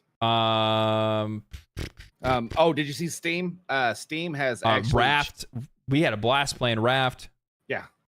Steam changed. Speaking of early access, I'm not trying to transition, but they're changing the term early access. They're keeping early access. They're tired of game developers and publishers using early access to sell a 3-day version. A more expensive. So they're changing the verbiage to advanced access. So early access will be for early access games, and advanced access will be for the ripoffs. So I like that, actually. I do too. I like that. I like the wording change there, because it's not as attractive. It's not as attractive. You know what I mean? Like advanced access sounds like kind of fucking dumb and sounds like something I wouldn't want to pay for, right?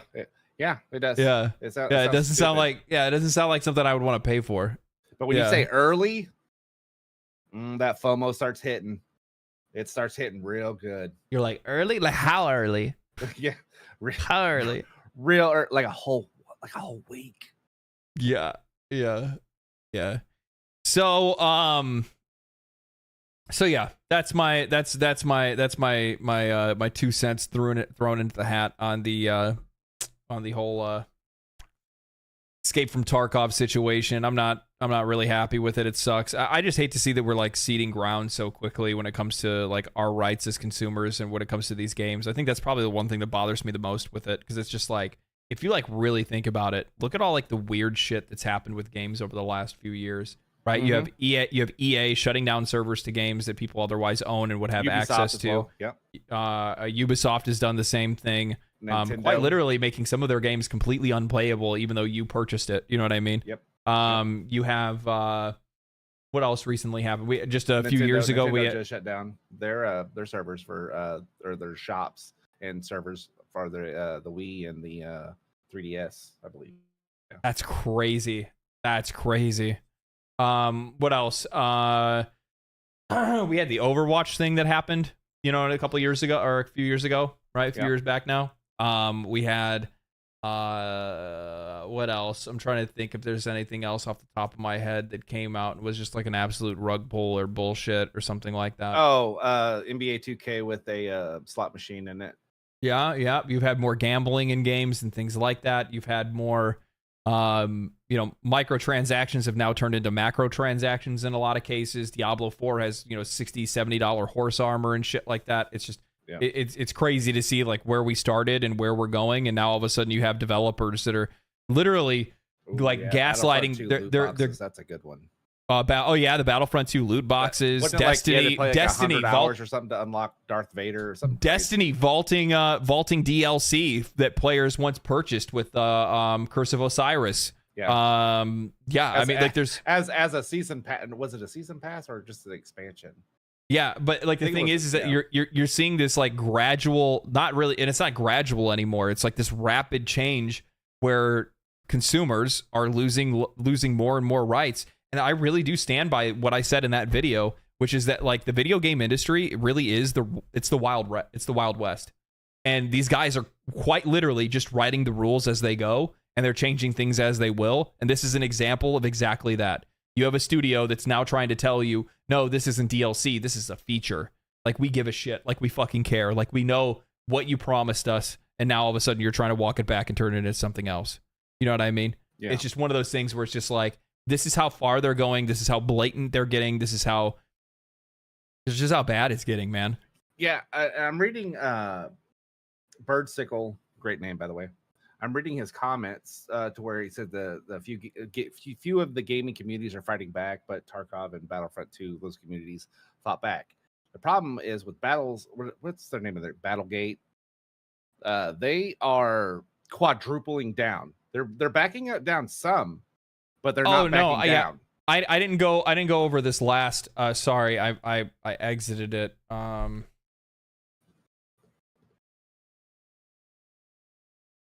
I would say okay. Let me read this. Let me read this real quick. Okay, so this is the last update that they made. This is yesterday.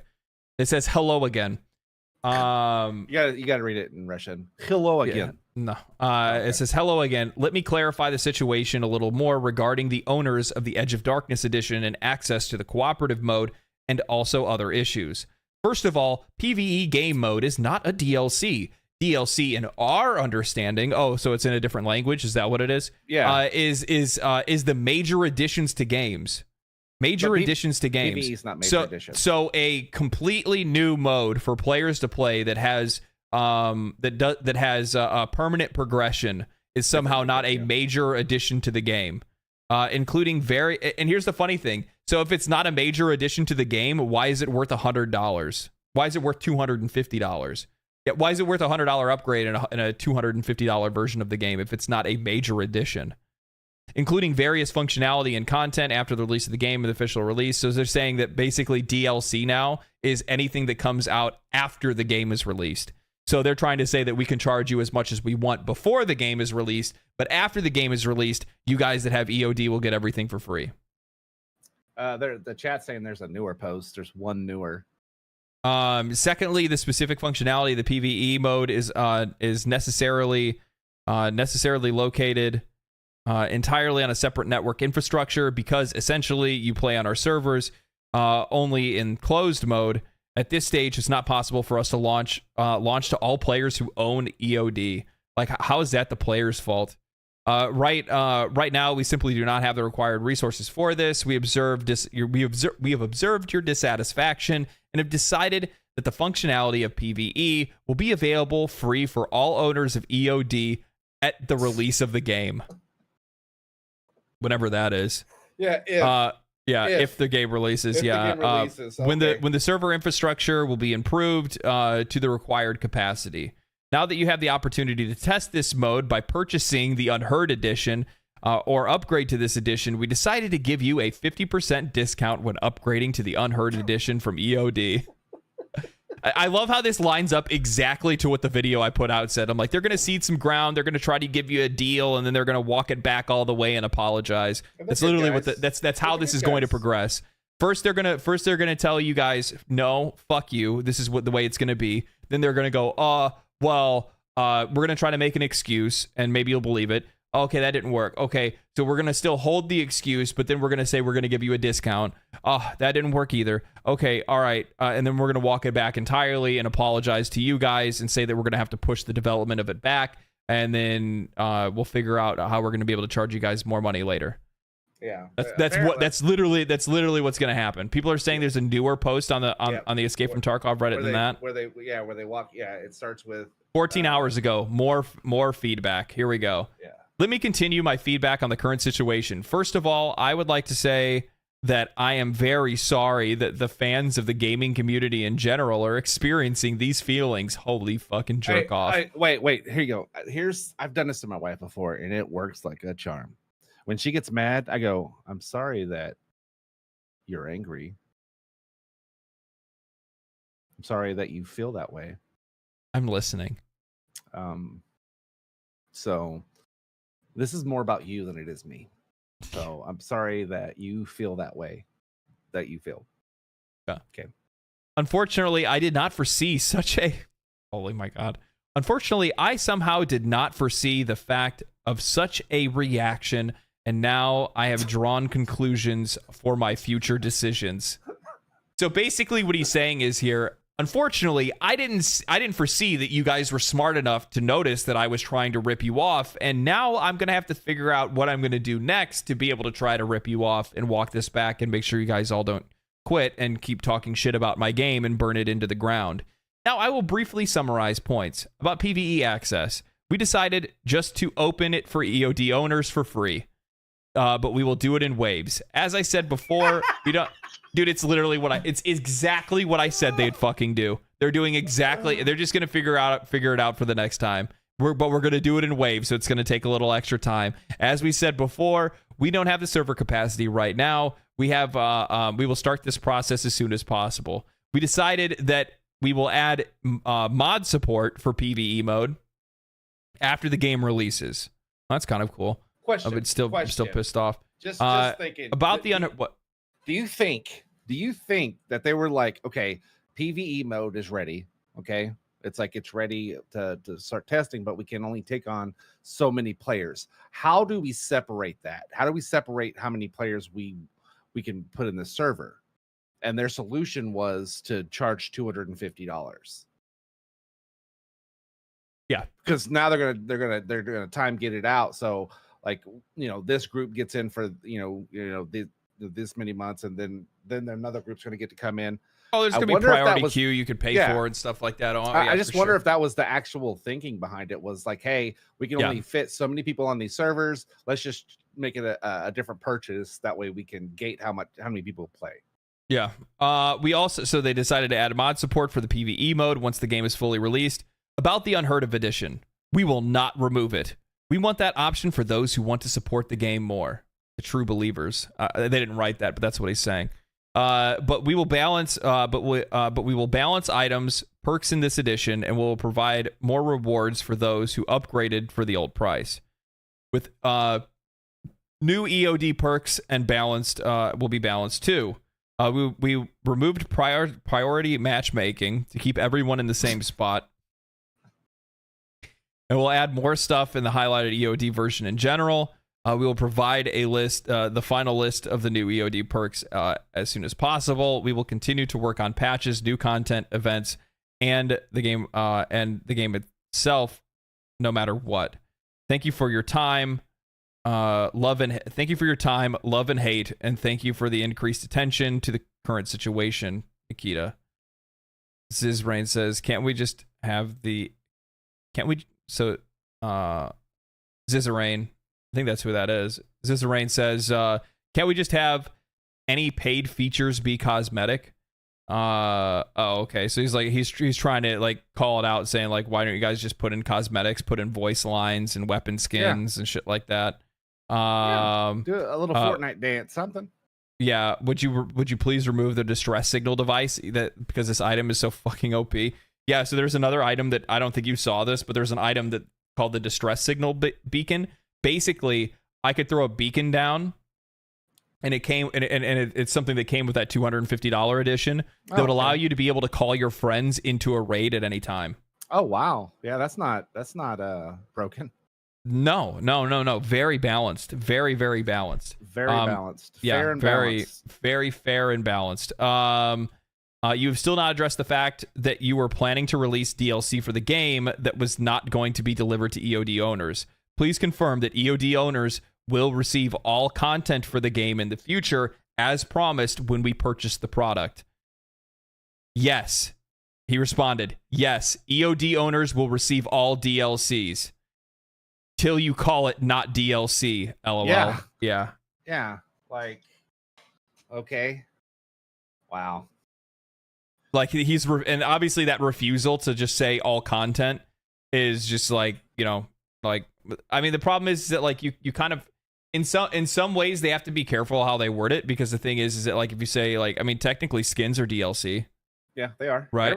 Everything that you download is DLC. Yeah, I mean, like skins are DLC. All kinds of different stuff is like there's a ton of different things that are DLC, so they have to be cautious about the way that they word it. But at the same time, like players are never going to see you add a feature or function to the game and say that that's not something that should be included in the max big box price that they paid to get into the game in the first place.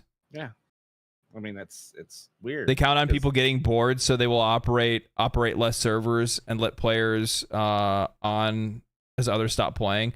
Yeah, chances are that's exactly what will happen. I mean, here's the thing, like streamers like are going to be the ones that are going to really kind of push that kind of content, and streamers aren't going to want to play on PvE servers. That's not exciting. That's not interesting. That's just not what players are going to want to do. They're going to do something entirely different. So I think like I think for like the wider audiences, like the casual audience that would like to get into playing Tarkov, those people are going to be really interested in playing a PvE version of the game. Yeah. But I don't think it's going to be like super. I don't think it's going to be like super popular. I don't know. It might. I don't know. I don't know. I think it might. It depends on how well it's done. I think it depends. Yeah, on that's how what I well was gonna say. Yeah. Because like people love PvE. I mean, look at what Helldivers is doing. You know what I mean? Yeah. So if you put in Tarkov's gameplay with PvE, I think people are going to really dig it if it's done right. If it's done right, yeah. So moving on. Anyway, I'm done with this whole conversation on the EFT stuff. It's the whole thing.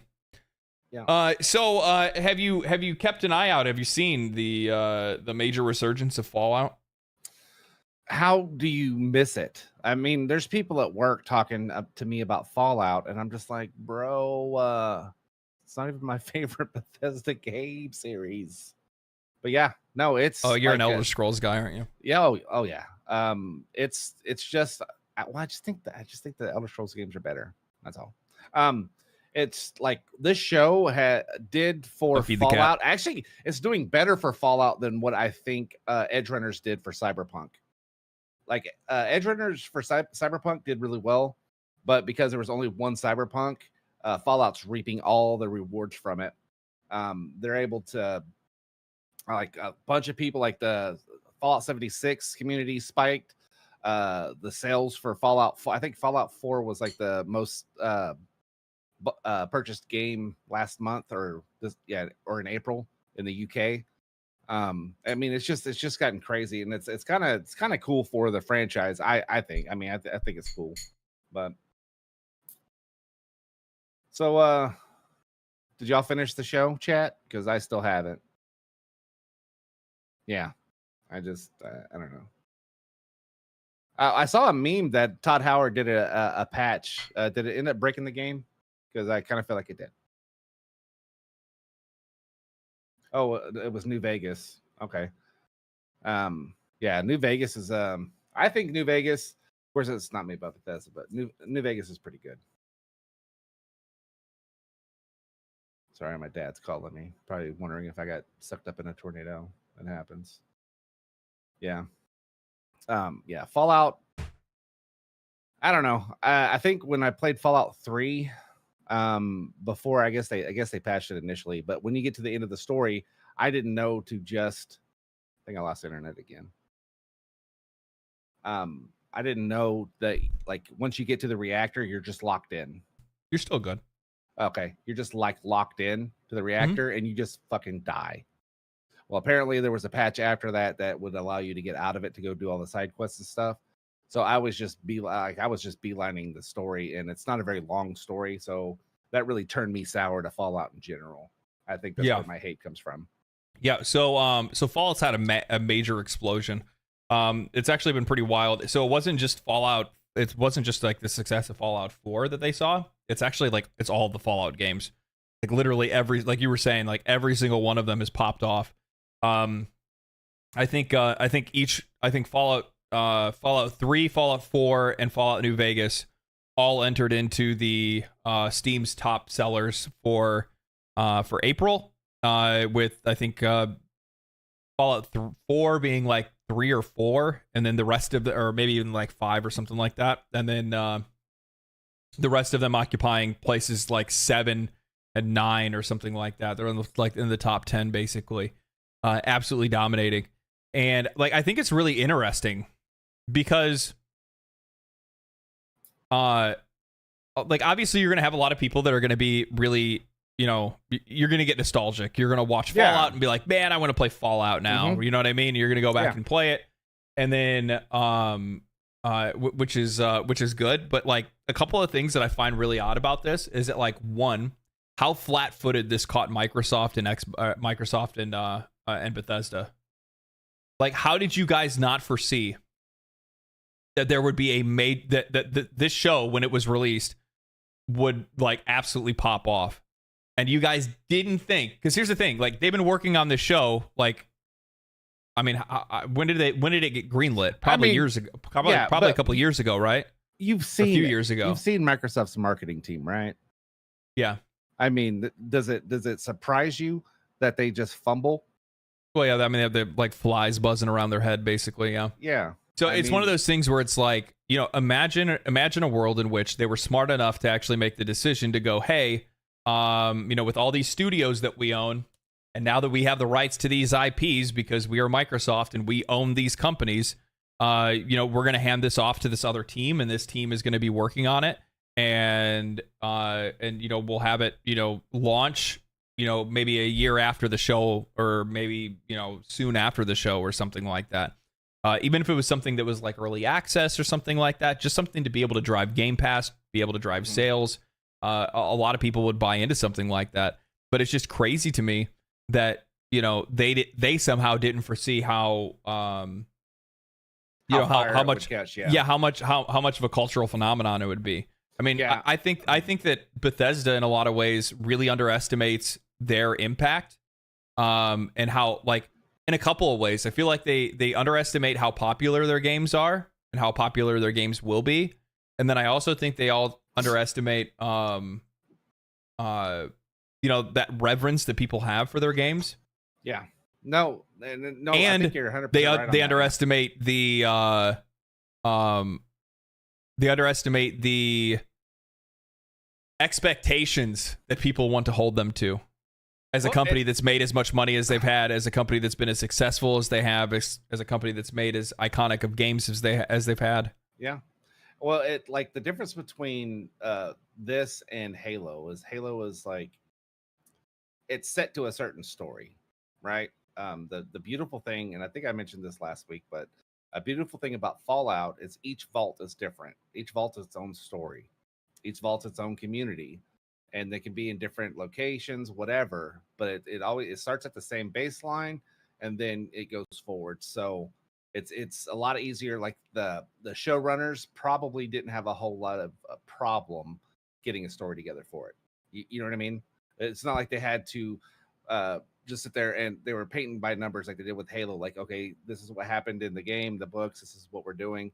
Like they had a little bit more leeway to make it more interesting instead of having to work specifically within the guidelines of what they did with Halo.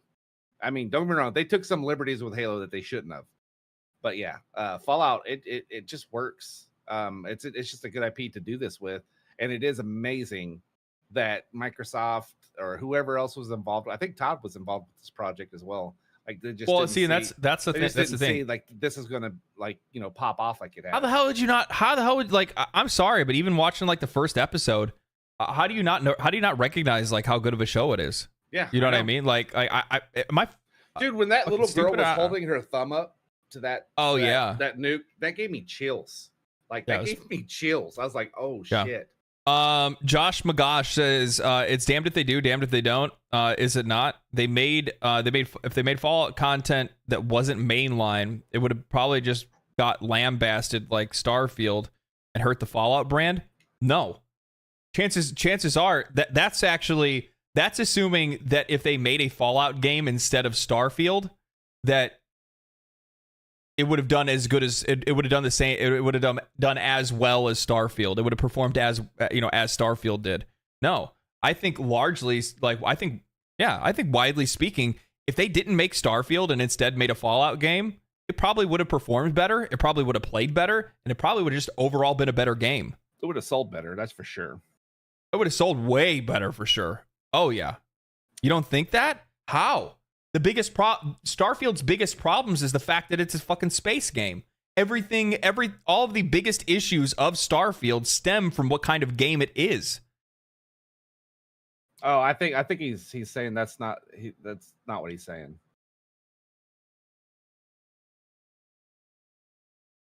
Sold better, yes. None of the other ones. I'm sorry.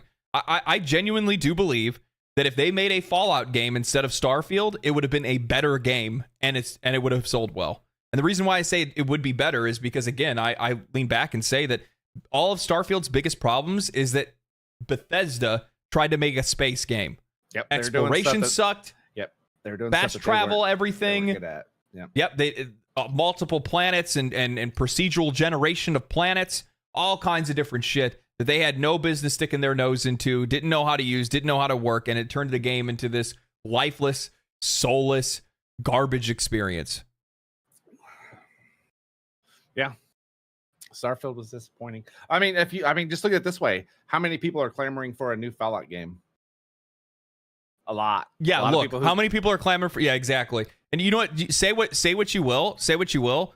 I'm not somebody that ties themselves to Obsidian and bends over backwards, claiming that they're the goated studio that they are. I haven't played. Maybe the minute that I play Fallout New Vegas, my life will change. But I still liked Fallout 3 and Fallout 4. Am I crazy to believe that if they made a Fallout 5 and it just looked better, played better, it wouldn't even matter? Here's the thing. This is the best part, is especially when it comes to people that like Bethesda games in the first place, they always start talking about how do you know it's going to be worse? All they have to do is just make the same thing that they've always been fucking making for years. Yeah, it's the same. You don't care. We have. Yeah. You don't even. The funny thing is, the vast majority of players, when it comes to Bethesda games, don't even care about the base game itself. They just look forward to the mods that the game can produce. And one of the reasons why Starfield is such a dumpster fire is because nobody wants to fucking mod that piece of shit. Speaking of mod, like Drake, he downloaded Skyrim mods. It's like 350 gigs worth of mods, and the game plays like It's like in Skyrim, plays like Dark Souls and Neo. It's crazy. Like it's a whole new game in Skyrim. It's amazing what they can do. But no, like I know Elder Scrolls is next, but I promise you, they probably are trying to get a team to start working on Fallout if they haven't already. On Randall Thor's podcast with Jez Corden, Jez let out that Xbox is looking for options to get another studio to work on a Fallout game.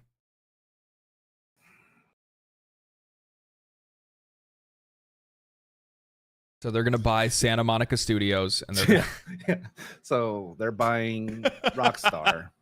So they're buying Rockstar. God, could you imagine? They're buying Rockstar and... Larian, please. No. Microsoft, you want Xbox to buy fuck away Larian? From Larian. Stay the fuck away from my baby. Yeah, stay away from my Larian. We'll fight over that. Yeah. See, Kevin's right. Like, you have the studio that made the best Fallout game already. But because they're working on Avowed, you can't shift them over to Fallout. Not yet. I mean, Avowed's almost done, though. Avowed's about to ship soon. Yeah, it should be. But here's the other thing, too, is that, like, this is the conversation that I had. I think that's better. I had this conversation the other day. I believe it was on stream. And I'm pretty sure somebody, I'm pretty sure Puzico or somebody I think looked it up for me. But like, one of the things that I have a problem with is like, people really want to like tap back and be like, Obsidian. And it's like that's cool and all, but like, how many people are still there that made Fallout New Vegas? Yeah. Or not very many. The Star Wars games that they made back in the day. Yeah, Knights of the Old Republic, right? What made you love Obsidian in the first? Yeah, the things that made people love Obsidian, like many of the people that were there for that stuff aren't there. One of the guys, Josh Sawyer's still there. Is it just one person that makes a great game though? Yeah, it is. Okay. Just one person. Like, I'll be honest, like, I love Larian Studios, but I don't think that what do you guys think that's, that studio would, like, is he going to be able to do everything on his own? Obsidian is full of OGs. What about that? Who's that guy? Who's the guy that has the YouTube channel? I can't remember. Did he work for Obsidian or did he work for Bethesda? I can't remember. Funny, there's another dude saying the same thing about GTA 6. Well, you know what the funny thing is that like when it comes to like a Fallout game, that's the funny thing. So that you guys can disagree with me on this. You're 100% welcome to, though I won't actually pay attention to it.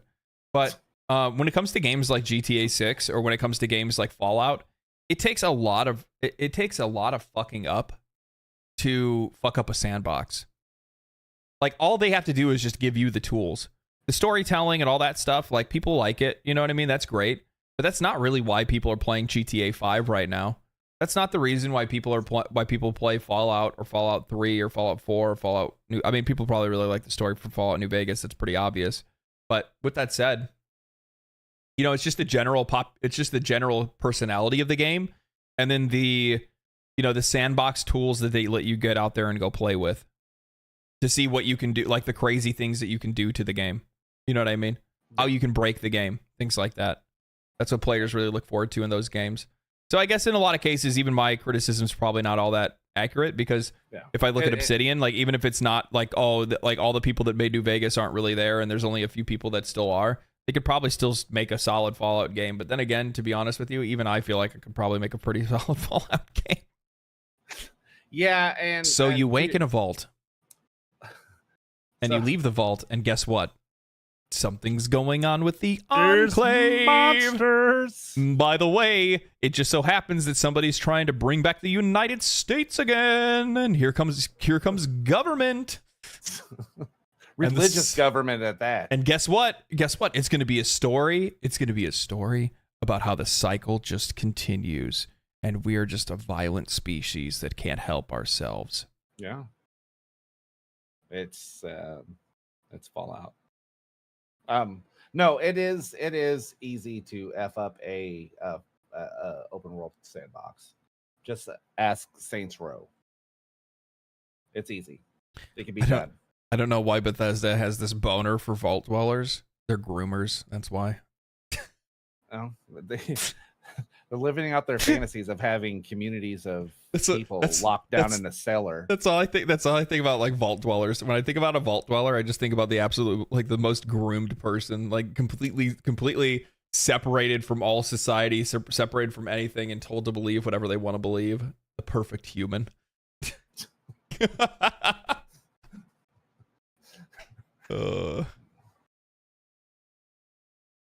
Man.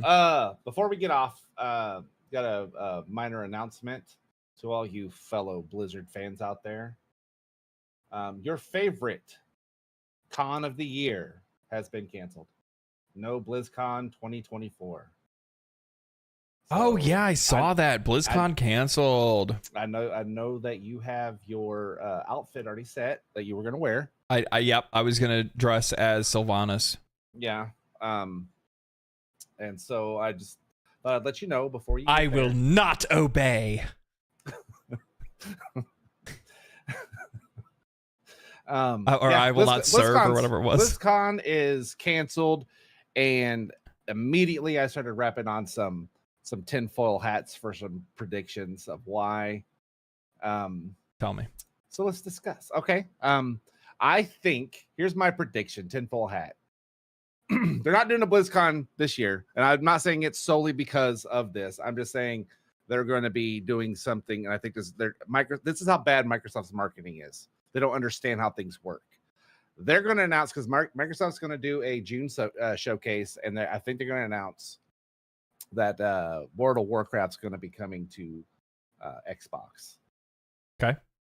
And so they didn't want not to do that there at BlizzCon. They could still do both, but I think they wanted to have Microsoft be the shining beacon instead of just BlizzCon and people enjoying the thing that they've been playing for the last 20 years. You know what's crazy though, and I didn't realize this until now. How the fuck is World of going to work on Xbox without add-ons? So yeah, so I guess the only add-on that they absolutely have, well, they just code them into the game. That's not going to happen. That's not going to happen. No, you don't. You don't. No. You don't understand. You're talking about all like the floors. Yeah. You need to have DBM. You need to have V-cores. You need to have Plater. You need to have there's all these different things that like genuinely World of Warcraft players, because the game has been balanced to fight against the add-ons. Like if they were to go to console, like it would be unplayable unless you play Classic. Maybe it'll be start with Classic. Who knows? But that's the only thing I can think of. I might have to walk that back. That's a good argument. I have to give you that. You've been waiting all podcasts to say that to me, haven't you? No, I just came up with that on the fly. Sure, right. No, that wasn't even the thing that I was going to bring up. Seemed pretty premeditated. Well, you were just no. It's just because earlier we're talking about it, and you said, "Oh, well, BlizzCon is gonna, it's being canceled because I think Microsoft wants to bring them into their showcase." And while that's probably part of it. The other part of it is that, I don't know if you knew this or not, but they had a really hard fucking time selling tickets last time for BlizzCon. Oh, did they? They put them on sale. They at one point in time they were just trying to give them away. And normally when it came to BlizzCon, they would sell out within the first few days. They couldn't sell this out. They never sold. From to my knowledge, they never sold out. And if that's the case, it's probably just a waning interest in Blizzard products. What if it's just PC Game Pass? I mean, I could see that maybe, but here's the thing: they do need to make a console version of World of Warcraft, because tell me think about this. Like, look at this conversely. Final Fantasy 14's on Xbox. Yeah. But World of Warcraft's not. Mm-hmm. That's not good. No. From a Blizzard perspective. And even from a Microsoft perspective. Yeah. Because as a publisher, like Sony or Square Enix is still a competitor. Yeah. Right? Especially when you now have an MMO yourself that you own. And actually now you have your direct competitor is on your console, but your own MMO is not. Yep. I wouldn't be surprised if they make a console version and it's on both consoles, to be honest with you. Do you guys think the Xbox will add a substantial amount of recurring subs or a bunch of so here's my prediction for Xbox Game Pass. They're gonna part out versions soon. You're gonna have Xbox Game Pass regular, Xbox Game Pass Premium, Xbox Game Pass Ultimate. And it's going to include different games at different tiers at different times. So certain games will go to so it's like, oh, you want day one access to Gears of War 6? You're going to need Game Pass Ultimate Mega Edition. You want to play World of Warcraft? Well, you can play World of Warcraft free on Xbox Game Pass Premium. Yeah. And they're going to tier stuff out. And then things will and then game releases will fall in the tier system later. So like if you want Gears of War 6 as an example, you're not going to be able to play it day one on Xbox unless you have the top tier edition, but you can wait like a month or a few weeks and it will drop down to like whatever the basic access for Game Pass will be. They are going to do this.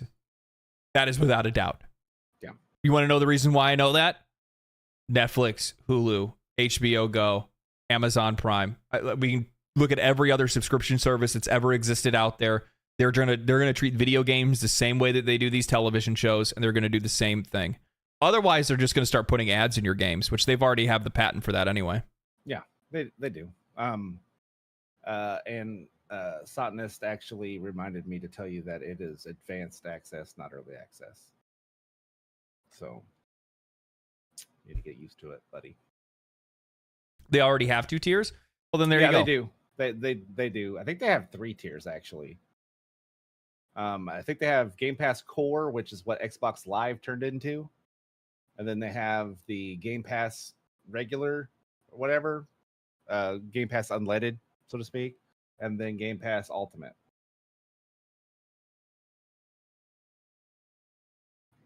TennoCon. Yeah. I was hoping here's the funny thing is that like now that I've been getting into Tarkov and making content for Tarkov, part of me was like, dude, it'd be kind of sick to go to TennoCon. But it's this summer and it's in fucking Ontario, Canada.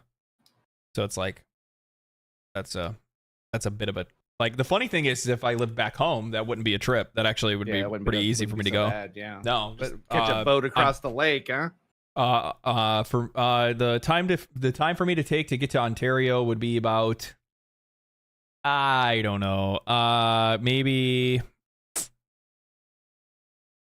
probably 5 or 6 hours or something like that. I was back home. It's not bad. It's not bad. But I'm currently 26,000 million miles away from home. So 4 hours. 4 hours gets me to Dallas from here. That's not bad. 7 hours to Houston. That's how big Texas is. Texas is a motherfucker. Yeah. I just drove through the tip. Yeah. 9 hours to San Antonio. And then 13 hours to South Padre, baby. Hell yeah. Hell yeah, baby. So we've reached the 2-hour mark. This is usually where we open it up for questions from the audience. So if you guys have any questions you want to ask us, whether it's something that's recently happened in gaming news, whether it's just something personal you'd like to ask us that's not too personal, but personal enough to be a normal person question, that's not too parasocial, that works as well, or just anything at all. Just, free your mind. Free your mind of any questions. All you guys have to do is @Legendary Drops with any question, and we will answer it. Whether that be Twitter, my God, whether that be Twitch or YouTube. Either chat @Legendary Drops. Do you call it X or do you call it Twitter? I call it fucking Twitter because I'm not an idiot.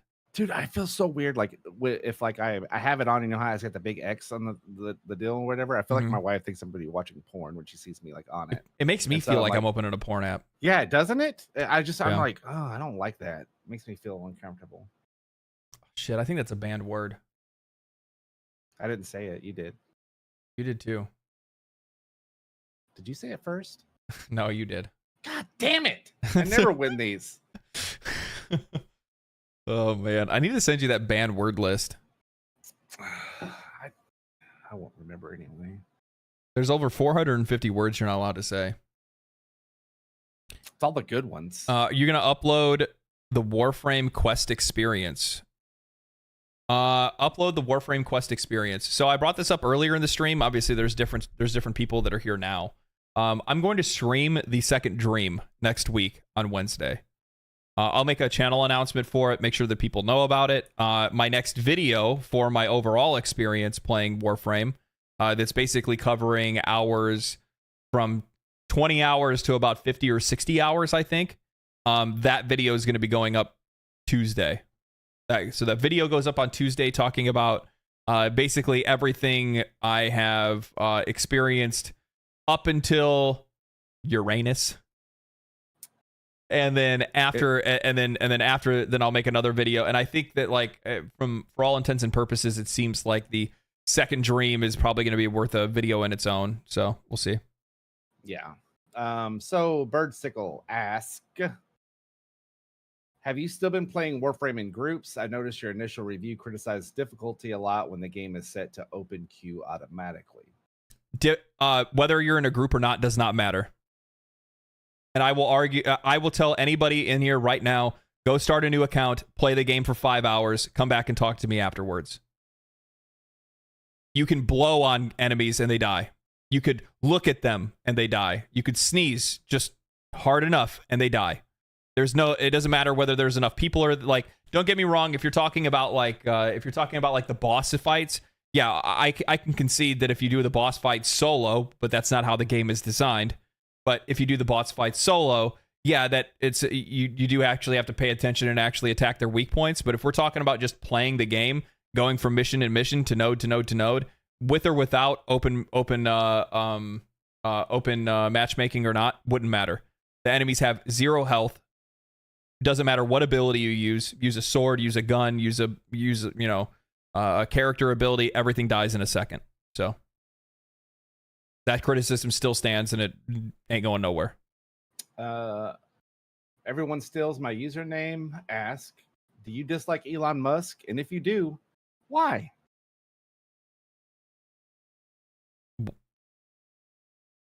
I don't have any opinion on Elon Musk. I don't either. I don't really give a shit. He's a guy that owns companies. Yeah. I hope he gets the space stuff to Mars soon. So I think he does cool stuff. Yeah. I think he's also a fucking goober. Yeah. Like, publicly a goober. And then also at the exact same time that, like, I think he does some really cool stuff. Starlink and Neuralink and Ask. Yeah, blowing frames is a whole different hole to go down. Explain. Yes. Yeah. At Legendary Drops, this is just food for thought. What is food for thought? At Legendary Drops, if you finish the Whispers in the Wall quest line, May 15th release new content, Jade Shadows. This could help you in the YouTube algorithm. We'll see. I mean, I don't really care about, like, there's certain things that I make videos on that, like, I'm trying to tap the algorithm. But in a lot of cases, sometimes I just put content out there to put it out there. You know what I mean? Mm-hmm. At Legendary Drops, what are your thoughts on the different frames, and which ones did you get to use by now? You seem to have picked up Dante recently, which I presume you bought. Yeah. I would, with a little help from my friends. With a little help from my friends. So I've played with a lot of frames actually now. I've played with Frost and Rhino and Dante and Vault, obviously. Recently, I just unlocked, I just built Wisp Prime. Inaros. Revenant Prime is also cooking right now. That'll be a few days away. I've played with Nova. Nova's pretty cool. Necros. And then a couple of different ones that I used when I was in the Devuri circuit.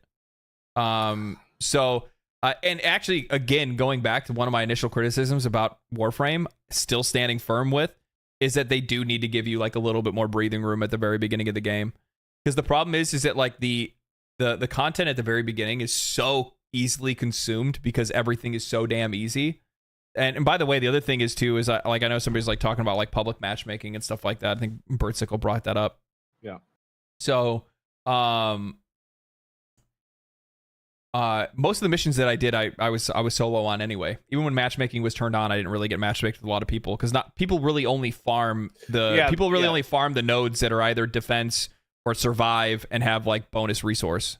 Yeah, bonus resource or like onslaught. For the yeah, or boss fights. Outside of that, for the most part, nobody really like on just like regular nodes that are like a rescue mission or something like that. People really don't run that unless it has something very special that drops there. So for the vast majority of most of the missions that I did while I was playing the game, it was solo. You usually get like when you're starting out, you're by yourself, and it's still like it's super easy. Yeah, yeah. So but with that said, one of the things that I brought up when I was talking about like the ease of the game, I'm so happy. Like, okay, it's a two-pronged issue. One is that there needs to be more breathing room at the beginning. And I had somebody that commented on one of the last videos that really did not like that I brought up the idea that what they should do, if I was in charge of designing the early game experience in Warframe, I would have you do your intro like you normally do, and then you go to your ship, and then they have you do the thing where you have to like craft that device to like pull that tracker or whatever off you, right? So you go and you do that. And then what I would do is I would actually have the player do a quest that has them to go build another Warframe. I would have them like one of the other 2 Warframes that they offered or whatever, right? You get to pick one. Yeah, we were talking about that. Yeah. So like as an example, like say you picked Excalibur. So you go through your quest line, you do that whole thing, and they're like, okay, now here you're going to go do this quest. You're going to go get to pick one of those other Warframes, or maybe you get both of them. I don't fucking know. And they basically just walk you through the steps of going to get another frame, going to get the materials for that frame, getting that frame in the oven and cooking, and then making that frame. And then you get a quest reward for, let's say as an example, the quest reward for doing that would be the parts or something like that for another frame to make. And what that would do is that would give players at the very beginning of the game a lot more leg room, a lot more breathing space before they just chew through the content that the game serves them, because everything happens so quick, because missions can be done within, like within a minute or two, to be honest, on the lower levels. I mean, you can burn through missions fast. Yeah. So you level up super quick. Because people are like, oh, well, of course, you're level 30. Like, that was one of the biggest complaints I saw in the video. Well, of course the game's easy. You're level 30 and you're fighting level 15 enemies. And it's like, well, that's not my fault. That's the game's fault. And I don't have any other Warframes, nor do I know how to get any other Warframes. So if I had something to grow into where it's like, okay, this one's maxed, then I get to go to something else, well, the game's challenge would change a little bit. You know what I mean? So you need to give players a little bit more breathing room before they run into an immediate wall, basically. Like, technically, people could actually... what frame could you farm from Earth? I don't even know if you'd even get to that boss node that first time around. There's that one asshole that we fought on Earth. I think that was for Hydroid, wasn't it? Or Necros? Necros. Was it? I think so. Okay, I'll believe you. I can't remember if it was Hydroid or Necros. Hydroid? Okay, so it's Hydroid. So technically, if you knew and the game told you, hey, by the way, and here's the thing, I don't think... Is there anywhere in the game that actually tells you, hey, right here at this place, you can farm parts for new Warframe? Because the only thing that I see in the drop table is just like the basic like materials that drop from that planet. I want to say it does. I don't know. At Legendary Drops, do you already have a guild dojo? There's a lot of content locked in dojos. Yes, I do. Yes.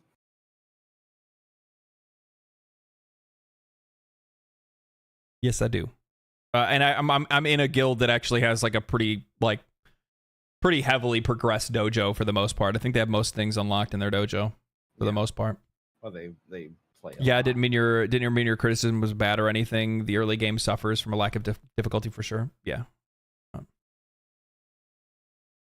Yeah. Yeah, it's one of those. We've been asking for something like get new frame quest for year. Okay, so I thank God I'm not the only one. Yeah, like that's like the one thing that I'm like the easiest fix for this would just be like send people on a mission. You know what the funny thing is? By the way, there is a quest, but it doesn't. But you don't get it until like 60 or 70 hours into the game. It's the one to go. It's the one to go farm the pieces for Limbo. Yeah. It's like 30 hours. But the game doesn't make you finish it. No. That's the problem. Is that like I didn't even get all the parts for Limbo, and the game's like, okay, you're good, and it's just like, well, no. You should be still holding my hand right now. The next one. You should be still holding my hand right now. You should say, okay, go to. The problem is what they did is you kept making a node or a nav coordinates, and you would just go to the same fucking place. You just go to the same place and do the same mission over again, and then so I ended up getting like 3 of the same pieces for Limbo, and then the quest is like, okay, you're done, and it's just like, well, no, dude, that's not how you should do it. Instead, it should have been like, okay, you're gonna go here, and then you get this piece, and you're gonna go here, and you're gonna get this piece, and you're gonna go here, and you're gonna get this piece, and then now we're gonna have you go do this other mission that's gonna just give you all the materials you need to build it. Okay, now go make it, and then now you get a quest reward. That's how that whole thing should work out. And the funny thing is, I've seen people push back on that kind of description because they're like, oh, yellow paint, hand holding. Yes, because these games need it at the very beginning. It's necessary. You complain about it as much as you want, but damn, it's needed. Realize the vast majority of people are not folks that are not just going to pick up on this stuff, at first glance. It's not very intuitive. No, the only reason I got to where I am right now is because I'm a fucking YouTuber.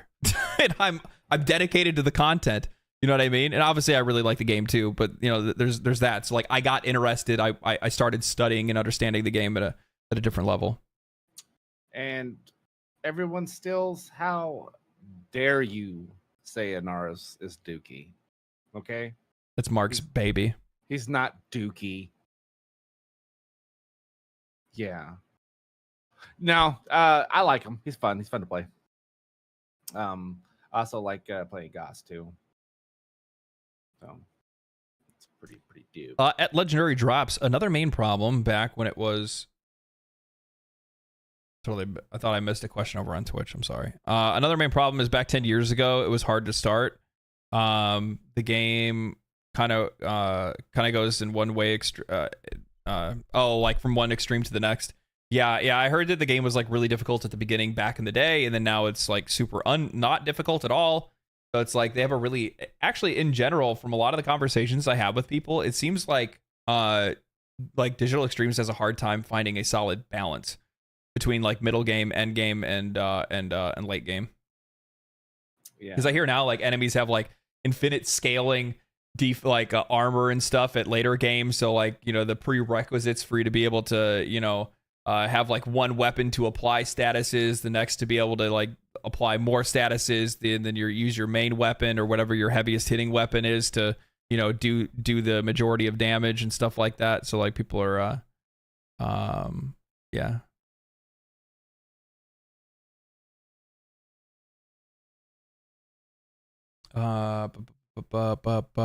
You do get told where to go to farm frames, by the way. You have to go into the shop and then look at the frame that you want to buy, and it'll tell you where you have to farm their blueprints.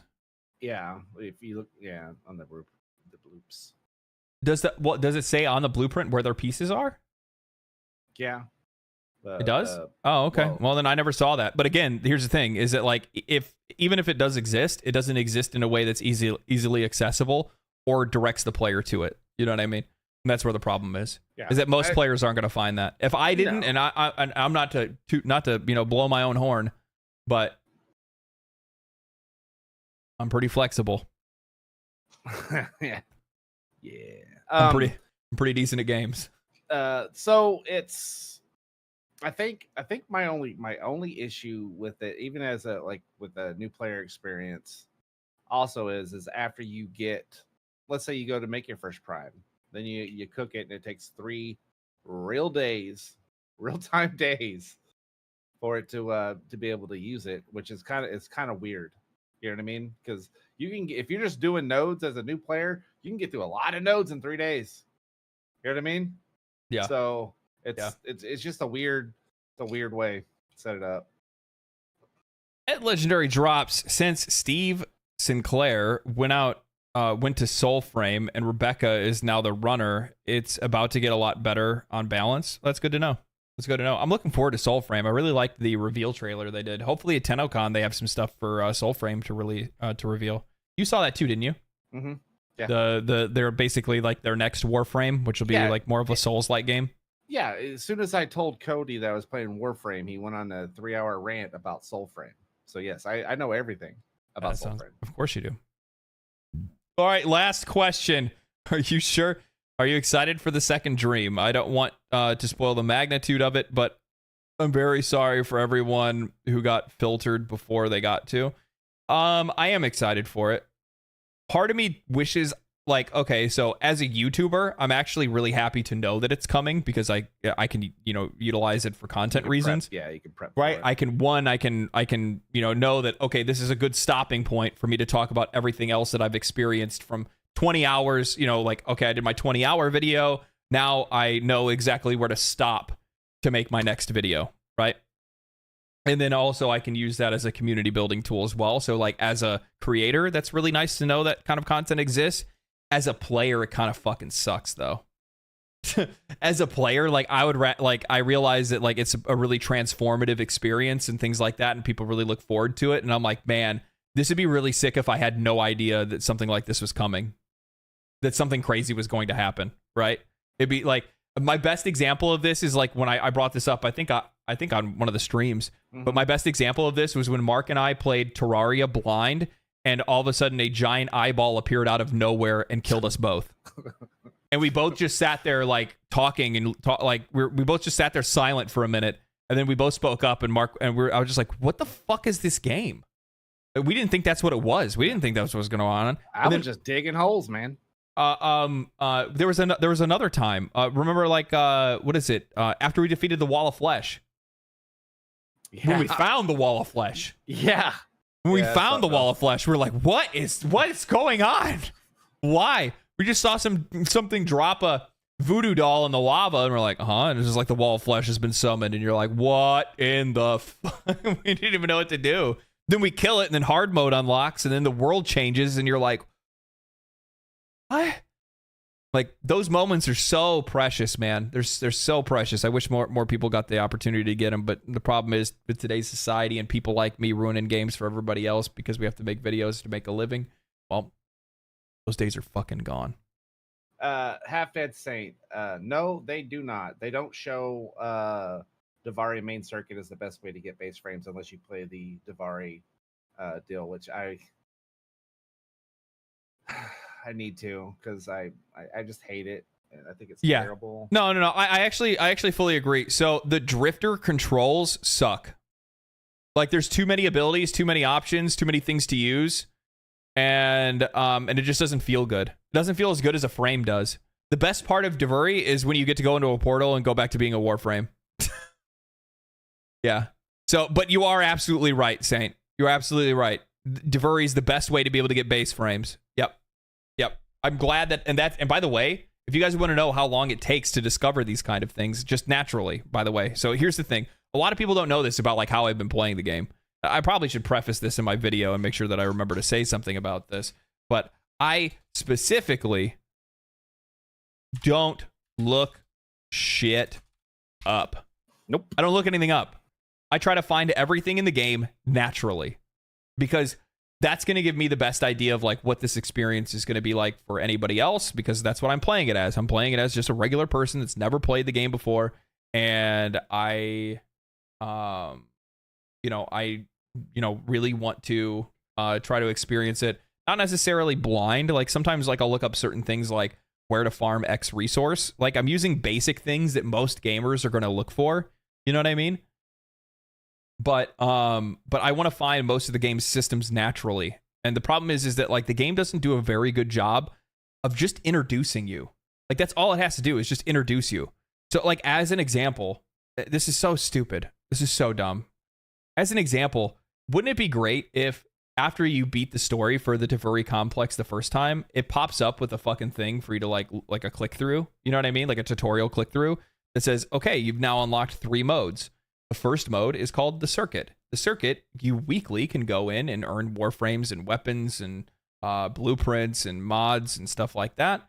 And then you can also go and do this one. And this is the benefit of running this one. And this is the benefit of running this one. So I know why I need to run those things and what their purpose is. The problem is the game doesn't do a very good job of telling you what the purpose of things are. So I'll give you a really good example of this. I did the Deadlock Protocol. I have no idea why or when or where. Why would I ever need to do the Deadlock Protocol? Why do I need those coins? I understand that the coins unlock the I can save prisoners with the coins, and I can also go into the void with the golden hands. I can do that, but the game never tells me why. Why do I need to do it? What's the purpose?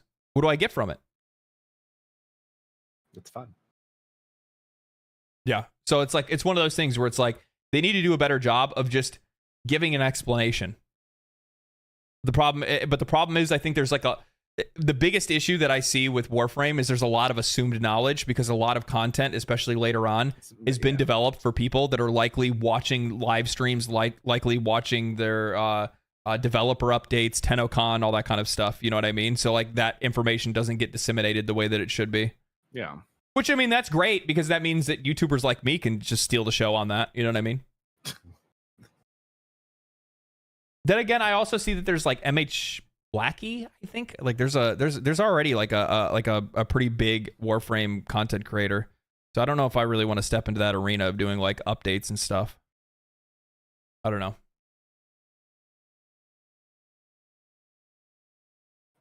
Thank you. That is actually a good tip. Thank you, Half-Dead.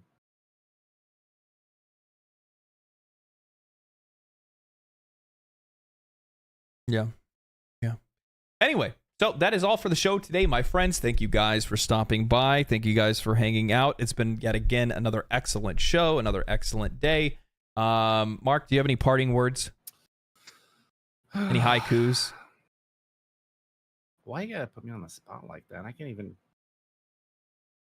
Didn't haiku gotta be like I don't know what it is. No, I'm good. Yeah, I'm looking forward to seeing what your thoughts are, on the second dream. So I think that'll be interesting. Like I said, it's a. I think someone in chat said it. It is what kept me playing because I think that's where Warframe starts to actually get a story, and so it's pretty good.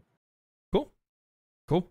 Anyway, stay cool, stay righteous, stay safe, my friends. You guys will see a video from me on Tuesday as well as a stream, and then we will stream the second dream on Wednesday.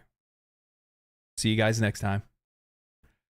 Peace. I gotta find the button.